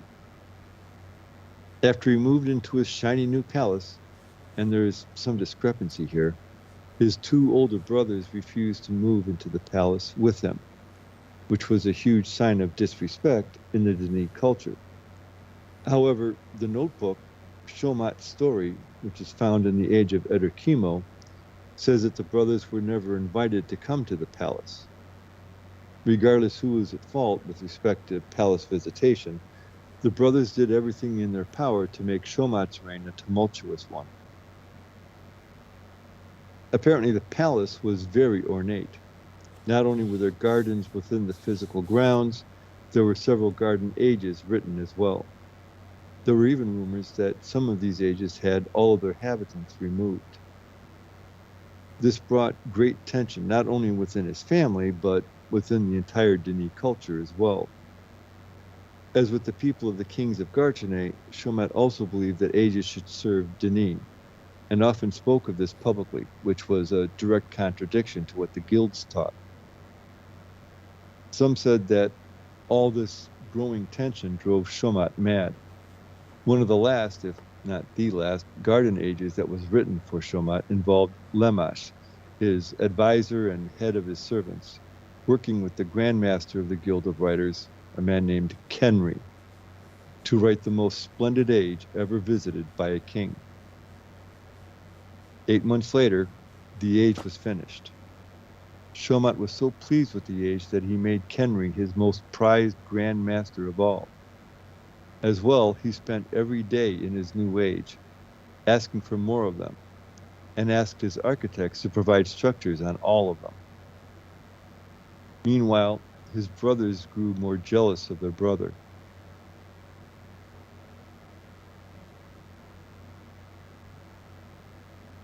They were never allowed to visit the gardens of Shomat's ages, even though the common citizens were invited. As a result, their jealousy turned to rage. One day, while Shomat was sitting alone in his age, two humanoid creatures approached him. The creatures walked on their arms and legs and were able to move very quickly. He was so frightened that he called his guards. When the guards came, the creatures ran away, and Shomat ordered the guards to chase after them. When the guards returned the following day, they reported that the creatures lived in a city and that they, the creatures, were conversing with one another and were organizing armies. Shomat ordered that the men who saw the city be put in prison, though we're not sure if it was a regular prison or a prison age. Then Shomat told his advisor, Lemash, about the creatures, who in turn told Shomat that the book must be burned in accordance with their rules. Books and people. The books have to be burned according to their rules, books and people. The people weren't burned. Shomat wouldn't hear of that, claiming that the age was Dinim now. Ordering his brothers to the palace, he asked them to kill the creatures, bribing them with promises of power and authority. They agreed to do so, but instead conspired with the creatures to kill Shomat instead. When the brothers returned to the palace, they told them that the creatures were dead. Shomat thanked them and apologized for having treated them so badly for so long. Unfortunately for the brothers, Shomat gave his brothers their own age. And unfortunately for the brothers, it was the death age, killing them after they linked. Then Shomat went and burned the book. And that was in the Dini year of 387, or 7720 BCE on the surface. While this act was suspected by many, it was never proven. And to complete his crime, he ordered Kenri, the Grand Master, to change his age so the creatures would die. Rumors of Shomat having had the inhabitants of this age, as well as his other ages, wiped from existence, circulated in the cavern. He often spoke publicly about the ages having to serve Dini. This was a contradiction to what the guilds taught, and that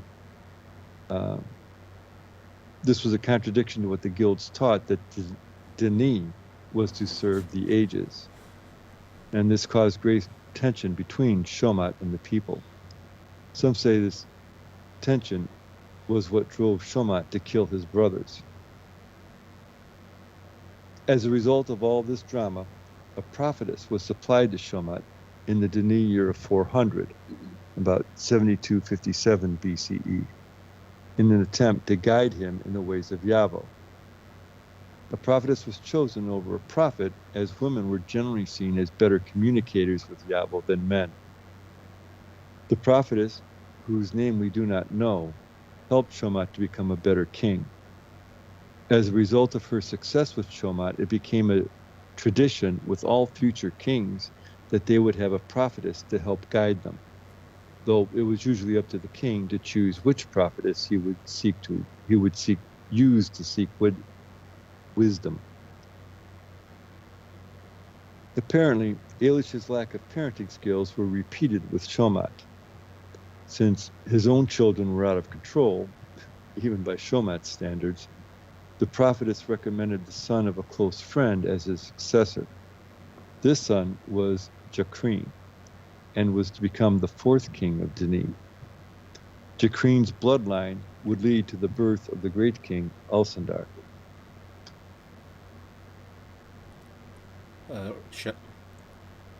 Arte, you've got 40 minutes. Gotcha.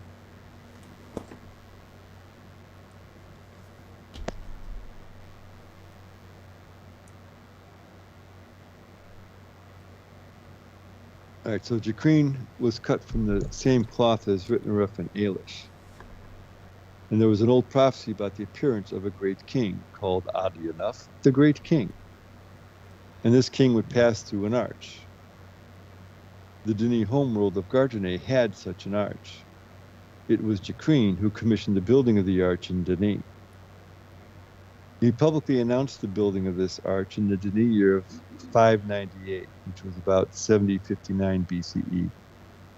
Designs were begun immediately, and construction began in the year 600. It was finally completed in the Denis year of 625, or 7032 BCE.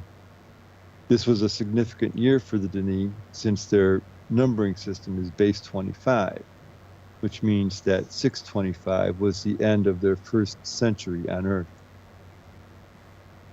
While it was being built, Jacqueline also planned the construction of the Temple of the Great King. This too was from the ancient prophecies on Gartenay. Many people questioned the dimensions of the temple, saying it was too large, too ornate, too lavish, even exorbitant. But Jacqueline was adamant, and when it was completed, Jacqueline ordered the king's throne moved to the temple of the Great King. Jacqueline had only one son, who died when the boy was 10 years old of a rare disease. About 10 years after that, his wife also passed away. These tragedies had a devastating effect on the king. He remarried about 25 years later, and she gave birth to another son about 17 years after that, followed by 2 daughters. Unfortunately, rumors and accusations of abuse towards his children surfaced, but none of these was ever proven. It seems he was never able to get over the death of his first wife and child for the remainder of his years, and as a result was never able to love or appreciate his second wife and their children. It was under Jacqueline that the Jateri district was built. It was a memorial to his first son. This was a high-class district in the Cavern, and it is a district where the Watchers Pub would eventually be built. Jacqueline ruled from 7102 BCE until 6845 BCE, which is about a half a century prior to the end of the last ice age, depending upon which geologist's research you choose to follow.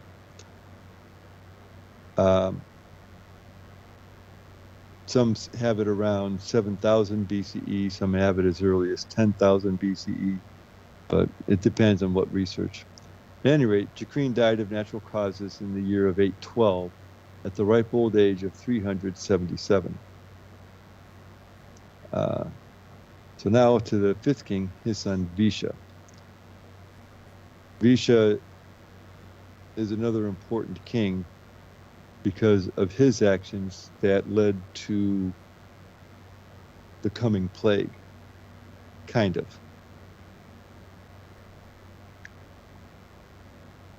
Visha was 95 when he took the throne in the Denis year of 812.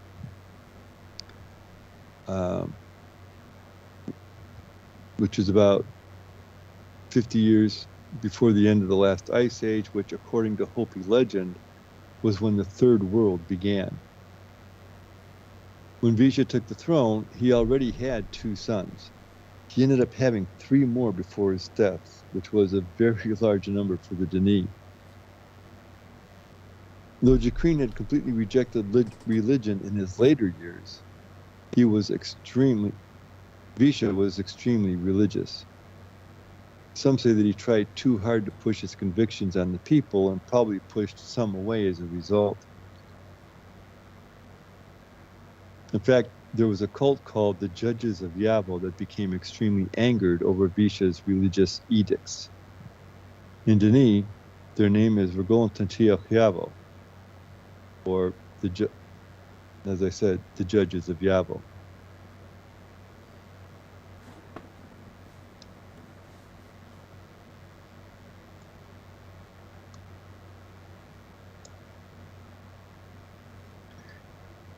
They were a group that held some very extreme views when it came to religious beliefs and morality. Unfortunately, those views were in opposition to many of Visha's views. He forced into law some very strict guidelines regarding marriage, adultery, oaths, and vows. Many of them were later removed by his son. The laws and guidelines became intolerable for the judges of Yavo cult. The greatest mark of Visha's reign came when his fifth son became ill. The son was a maintainer who was almost killed during a routine check of an age. The cause of the accident is not clear, but some documents point to the inhalation of toxic gases. The son fell into a deep coma. The healer said he would never come out of it, but Visha didn't give up. He gave a powerful speech announcing that Yavo would heal his son. The church tried to tell him, as well as two prophetesses and the Guild of Healers, that his recovery was highly unlikely, even impossible. Despite all this, Visha maintained his faith for over 3 years until the impossible happened. His son woke up. Though many disagreed with Visha's religious convictions, there was not a single Dani who was not shocked by this, well, except for Visha, and were forced to look at their own faith in Yavo. Visha died of natural causes at the age of 280 in the year of 997, about 660 BCE, or 133 years after the end of the last ice age. He left the throne to his reborn son, Maranan.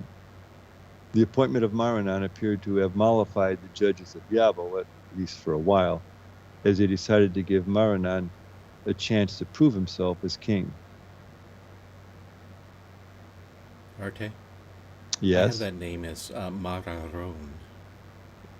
Is that does that sound right? Yeah, Maranon. My bad. Ron, yeah.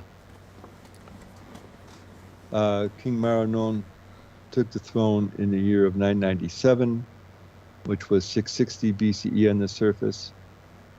He was 73 years old, exactly 23 years after emerging from his coma. From various speeches and writings, it's obvious that he placed a strong value on life, living it to the fullest. And it seems he did all he could do to emphasize that same value to his people. His main concern was the Dani system of education. So many of his people were falling by the wayside. As a result, when in 1124 DE, Guildmaster Talanar of the Guild of Legislators submitted a paper regarding the creation of minor guilds, Maranon was in complete agreement.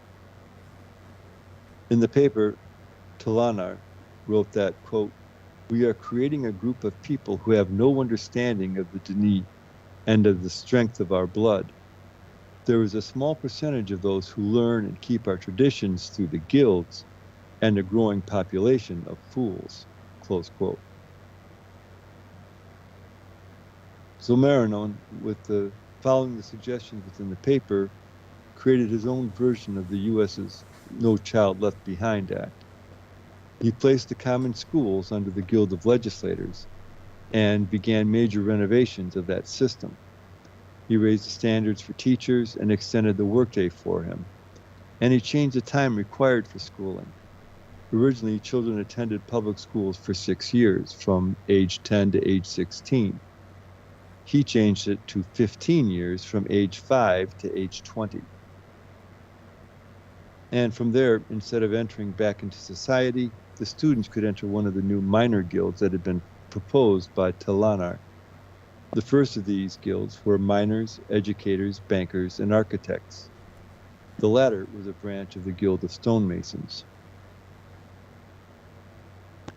Education and a zest for life were his two main concerns during his reign.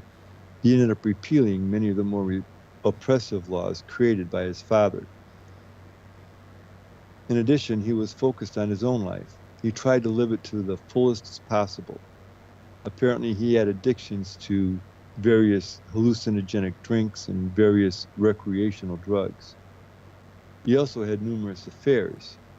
This prompted him to repeal his father's laws on marriage and adultery. One particular record indicated he had affairs with not one, but many prophetesses, which this was extremely looked down on, as both people, the king and his prophetess, were expected to remain objective with one another and the people. Though the records indicate he had these affairs, Maranon, the prophetesses, and the religious community all vehemently denied it. He was a fairly popular king, with the public saying little of his shortcomings. He died at the relatively young age of 235 in the Denis year of 1159. Most expected the early death from his drinking and carousing, but many said it was because of his coma suffered all those years earlier. And he left the throne to his youngest son, Karim.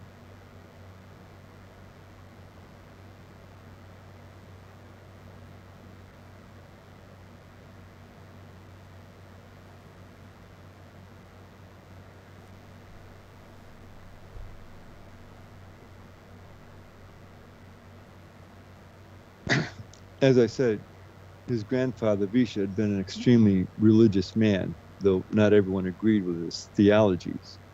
There were, in fact, a number of groups that had strongly disagreed with Visha, and though Maranon had not done anything to offend them, during the reign of Karim, they sought to make their own causes more widely known. The most dangerous of those groups was known as the Judges of Yavo, who believed they were to exercise Yavo's judgment on those who could not truly understand him as they did. Though they had existed for some time, it was in 1303 DE that they began to make a name for themselves. It all began when a writer mysteriously left the Guild of Writers in 1303, and then books and ink went missing from their respective guilds. And though Karim ordered tightened security, it was a little too late. Unbeknownst to Karim, the judges, led by a man named Ae'gura, was writing illegal ages in an attempt to create a race they could control to force to go to war for them. And in 1320 DE, the Pento Age was written, and the judges had what they needed. 3 years later, in 1323 DE, with his wife about to give birth to his first son, Karim's palace was attacked by a group of judges along with warriors from the age of Pento. Karim ordered his family out of the palace as it was quickly being overtaken, and together they traveled to the other side of the city where a special linking book was waiting for them. It was while traveling through the King's Arch that, rumors say, that Karim's wife gave birth to his first son, Alcindar. It was these rumors that would fuel future debates regarding the great king, especially by a prophet named Gish. Remember that name, it's coming back. Karim continued to live in the city, although his family stayed in a secret private age. The city grew more and more dangerous as the judges began to destroy more of the city and kill more of its citizens. He poured money into the city guard as well as the small military of the day, although it again seemed to be too little too late. In the year of 1352, approximately 6305 BCE, Karim was assassinated by a group of warriors being led by the judges. The city was thrown into complete chaos.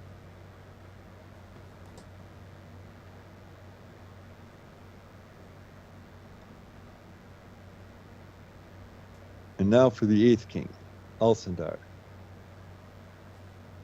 Many millennia ago, before the age of Denis was written, a Rhone prophet lived in the Denis homeworld of Gartene, and that prophet's name was Urpa. Some of Urpa's proverbs and prophecies can be found on the right-hand bookshelf as you enter your Relto hut. One of Urpa's prophecies has bearing on this story. He wrote, quote, "Only the stone, while they pass beneath, listens to his cries and comforts her fear. Only the arch welcomes the reign of the Great One who guides us," close quote. Those were the words of the prophecy written by Urpa long before Denis came to Earth. And as a result, the Arch of Kings, a duplicate of the Arch of Kings on Gartene, was completed by King Jacrin. And every king thereafter began his reign by sailing under the massive structure in hopes that he was the one.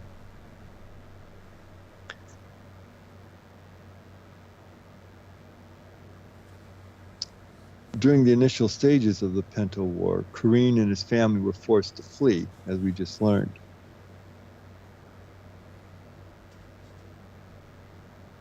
The rumors said that while they fled to the private island that held their protected linking book, Corrine's wife gave birth to their only child, literally as they passed under the arch. And in later years, many of Alcendar's followers claimed that his birth was the fulfillment of that ancient prophecy.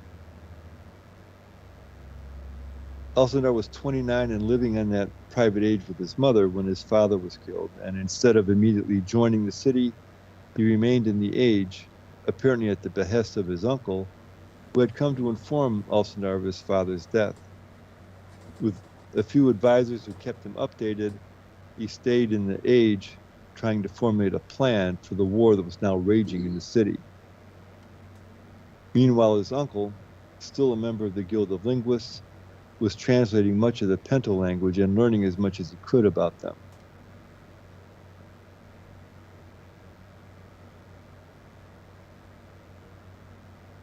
And Alcindar, as it turned out, the judges claimed control of Dini government after the death of Corrine and began to move into other ages. Alcindar continued to wait, but for a few more weeks, and then the waiting appeared to pay off, as reports came back that the judges had killed the leader of the Pento for fear he was becoming more powerful and out of control. Unfortunately, the leader had not declared an heir and had left 2 sons to fight for the throne, which led to a civil war within the Pento and a complete lack of focus on the Dini, leaving the judges empty-handed.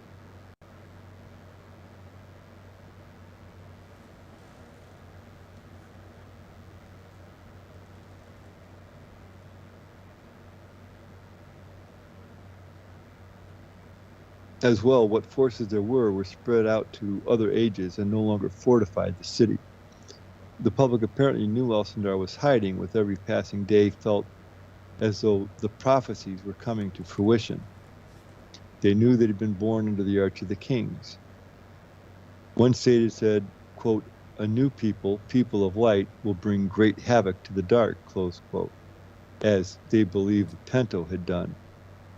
Another prophecy said, quote, "He remains hidden while another sits in his throne," close quote. And that was kind of obvious.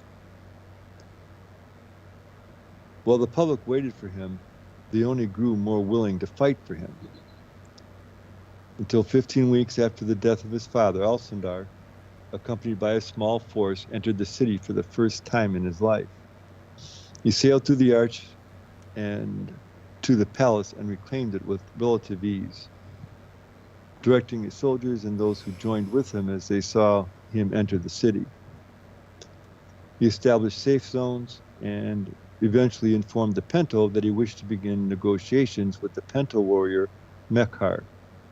Where you see the 2 brothers were both fighting for control of the Pento, and Mekhar felt the most strongly that his people no longer owed the judges anything. His brother Temaue felt exact opposite. So Alcindar agreed to help Mekhar defeat his brother if, in return, they would return to their home peacefully. Mekhar agreed if Alcindar would write them an age to return to. The deals were signed in 1376, and Alcindar led a force to the Pento age. And it was there in the Battle of the Great King that Alcindar led the defeat of Mekhar's brother Temaue and total victory for Dini. Mekhar turned over 2 leaders of the judges, and Alcindar found the other 3 in the city. All 5 were sent to prison ages, and the books were burned. Some in the society had demanded execution, but Alcindar had refused.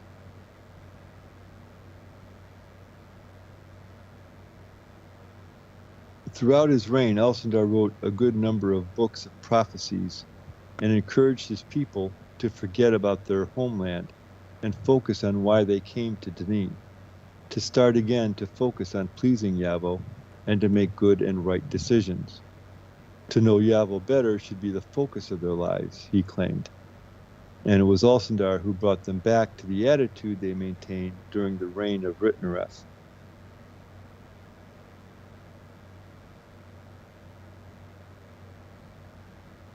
Unbeknownst to the public, who continued to praise him, Alcindar was working with the guilds of writers and healers on a plague. It was said it could be used as a biological weapon in case such action was ever needed in the future.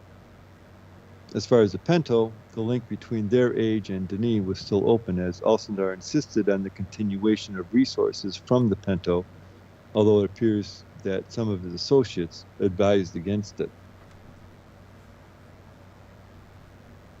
In 1466 DE, Mechar came to the palace through other books given to him by judges and killed Alcindar's wife and 2 sons.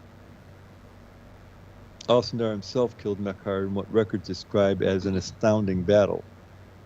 And 2 days later, Alcindar ordered the release of the plague to the new Pento age. Apparently, his counselors advised against it, but he demanded his orders be carried out. 3 days later, all the Pento were dead. And then in the year 1500, Alcindar gathered his people together to inform them of the truth. It was in that speech he told them that he had created a plague and ordered its release. At the end of the speech, he asked to be sealed into the temple of the great king, as built by Jacrene, with any infected books as well as any books that linked to Denis to their past, as he had preached they must completely forget.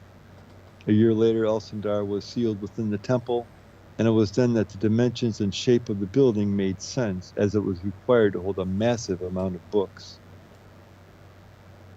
Soloth, Alcindar's chosen heir, took temporary charge of Denis while the public waited for the great king's return. However, after 6 months had passed, records state that Soloth uncovered the final wishes of Alcindar and read them publicly. Alcindar, he read, quote, was not to return, and for no reason should the seal on the temple of the great king ever be broken, close quote. In addition, it said that Soloth should be officially designated as permanent king. So convincing was Soloth's shock upon reading the note, it was said that the thought of the note being a hoax was never considered. As an aside, no records point to the note as being anything but the true wishes of the great king. But it's interesting to note that it was never even thought of as a fabricated note.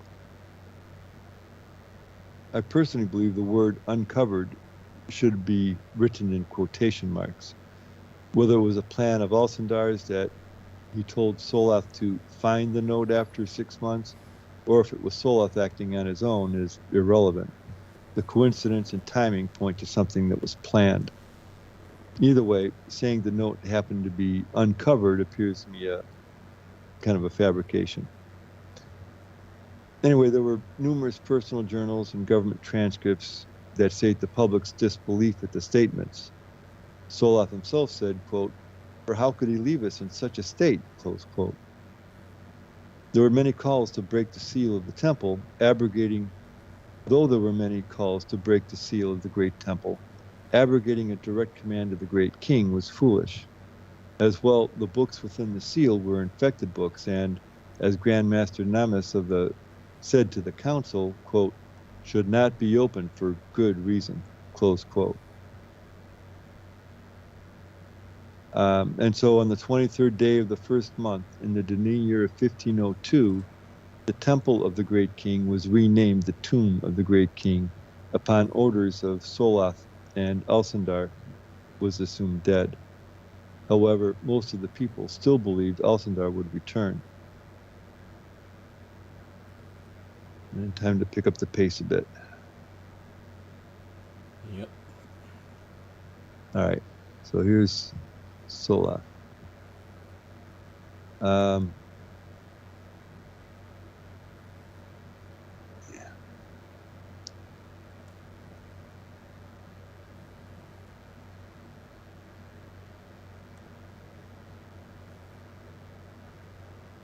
So the Soloth inherited a fairly stable culture, although one that was on the fringe of religious anarchy. The greatest leader of their time had left them, and they were a lost people without him to guide them. There were going to be repercussions, although it's doubtful anyone sensed that they would occur so quickly, least of all Soloth.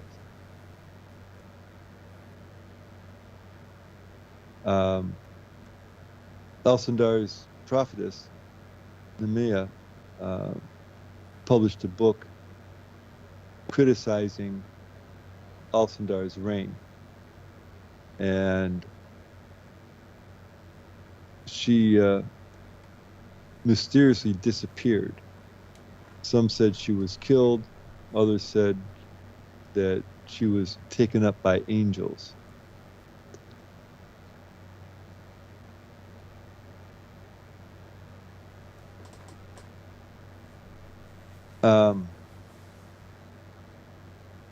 In 1604, Soloth announced plans to create Cavern, a civic district including an opera house and concert hall.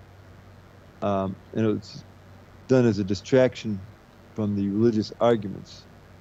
That it was a distraction from the religious arguments was obvious to the public, but they seemed to welcome it. Soloth's wife passed away in 1735, leaving him with 2 daughters.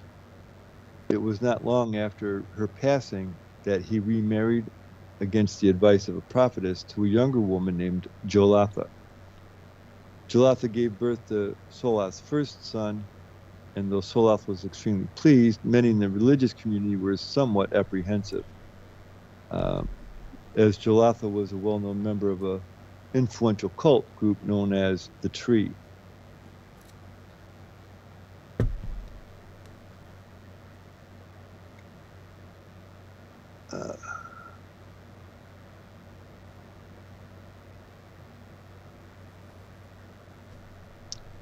There were multiple leaders, many of them from the church, who publicly feared that the appointment of Myrt, Soloth's son, would cause great damage to the already fragile religious culture. And their fears appear to have been justified, as Myrta's reign was a turbulent one. In fact, it was often stated that it was his mother, Jolatha, who ruled the throne for most of Myrta's 236 years in power. As the prophetess Elisha wrote in one of her journals, Myrt himself had no time to rule Dani. He was much too busy, too focused on satisfying the women who ruled him.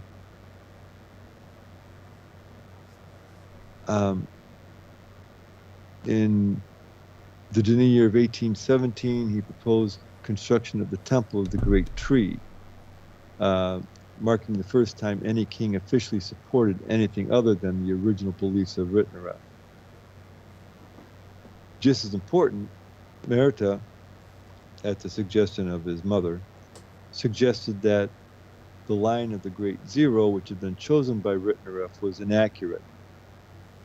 Precedent existed for such a claim, as on previous ages the line of the Great Zero could either point from the Great Zero itself toward magnetic north, as Ritnera had chosen, or toward another prominent landmark, as Myrt had suggested it should have been.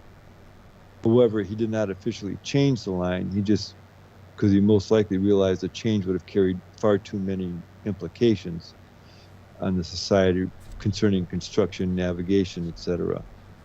His goals, or Jolatha's, in such a remark were simply to question the beliefs of Ritnera and encourage cults to build in a newer section of the city. His remarks were all that were needed, as the temple was built although with strong opposition from some, and a few years later he sanctioned the construction of the Temple of Water and the Temple of the Sacred Stone. All were built on Myrta's recommended line of the Great Zero.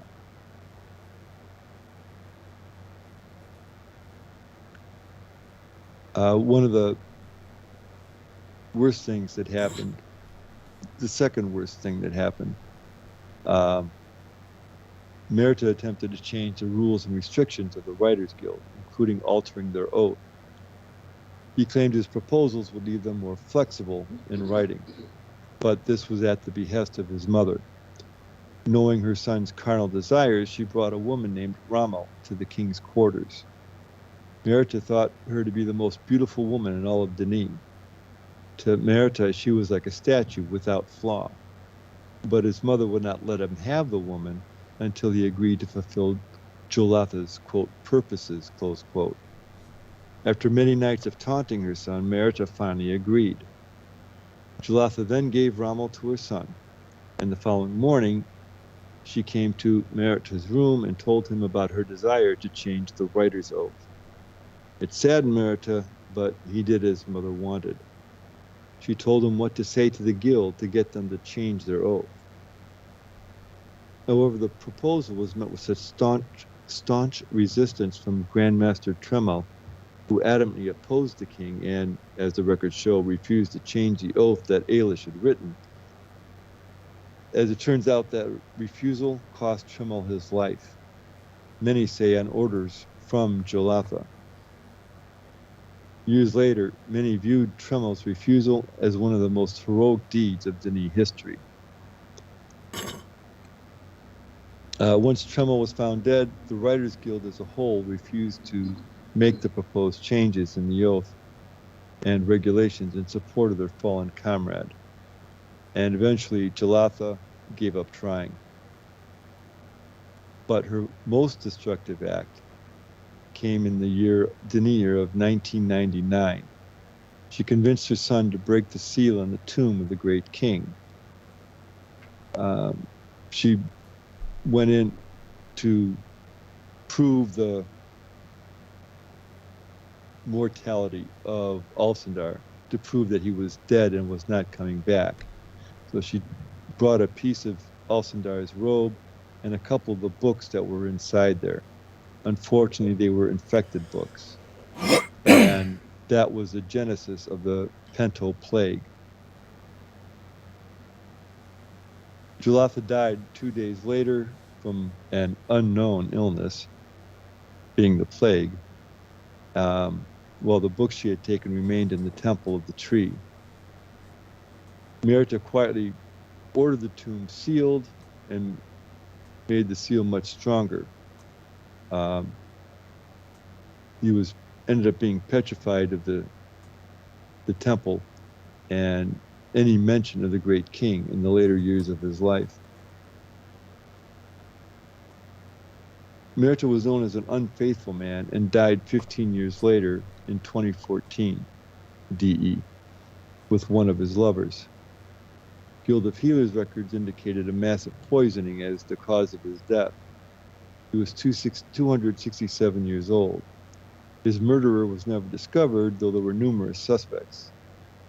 Though he had many enemies, most agreed it was either his wife, for obvious reasons, or son, who despised his father's weakness and lack of judgment. Ironically, it was that son, his oldest, to whom he left the throne, which was King Gan.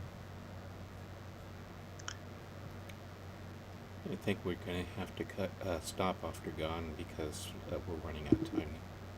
All right.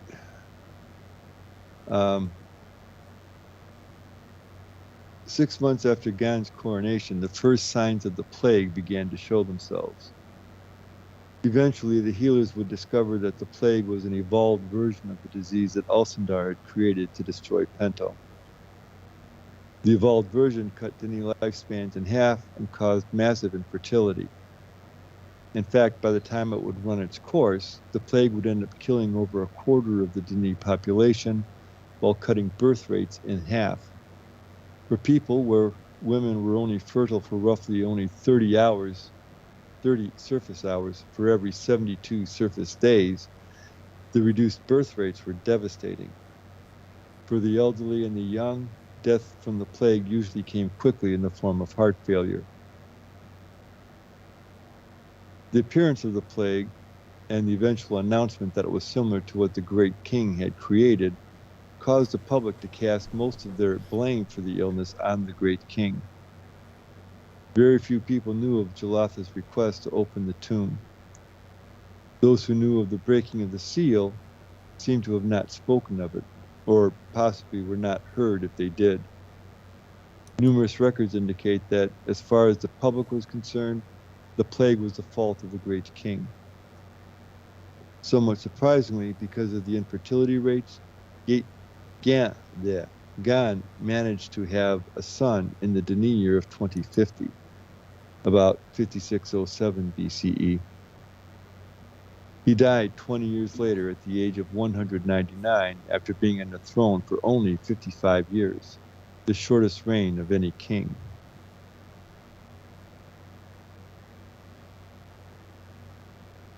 Unfortunately, there's not been much written about Gan, which is probably due in no small part to his short reign.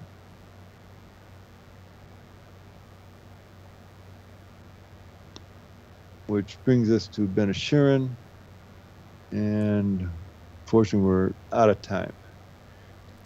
You can hear more about all the details of the king by attending the story nights that Arte puts on every Saturday and Saturday is Just every Saturdays. Saturday, right? And 1400 key time and 2330. And he covers all of the various stories about Denis during his lectures. Yeah. Think of that as a preview of what you get. Only in more detail, because we were cutting things a bit short to try and fit it into the time frame. Yeah. Now, as for events today, I do have the calendar up in the stream. And it's time to either Susan or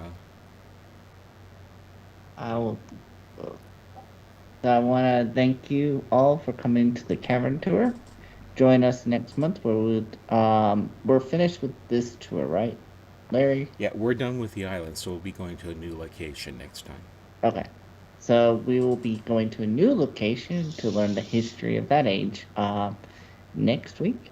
Thank Larry and Arte for being our historians, Mirabot for our technician, and then me and Susan being the host of this tour. I hope you will join us next month, and for Larry for streaming and finding all these interesting stuff. And our next tour will be Saturday, September 23rd. It's the fourth Saturday of each month. Thank you all so much for coming. And don't forget tonight at 1600 key time, we will have the karaoke event. And then, of course, Arte will be running both of his story nights tonight. You want to talk about those? Yeah. Story Night Europe starts in about an hour at 1400 key time. And original Story Night starts at 2330 key time tonight. We start gathering in Sano's Hood about 30 minutes before the story.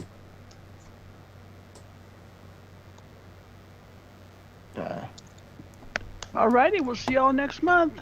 Bye-bye. Yeah. And I am going to end the stream. Take care, everyone. Okay.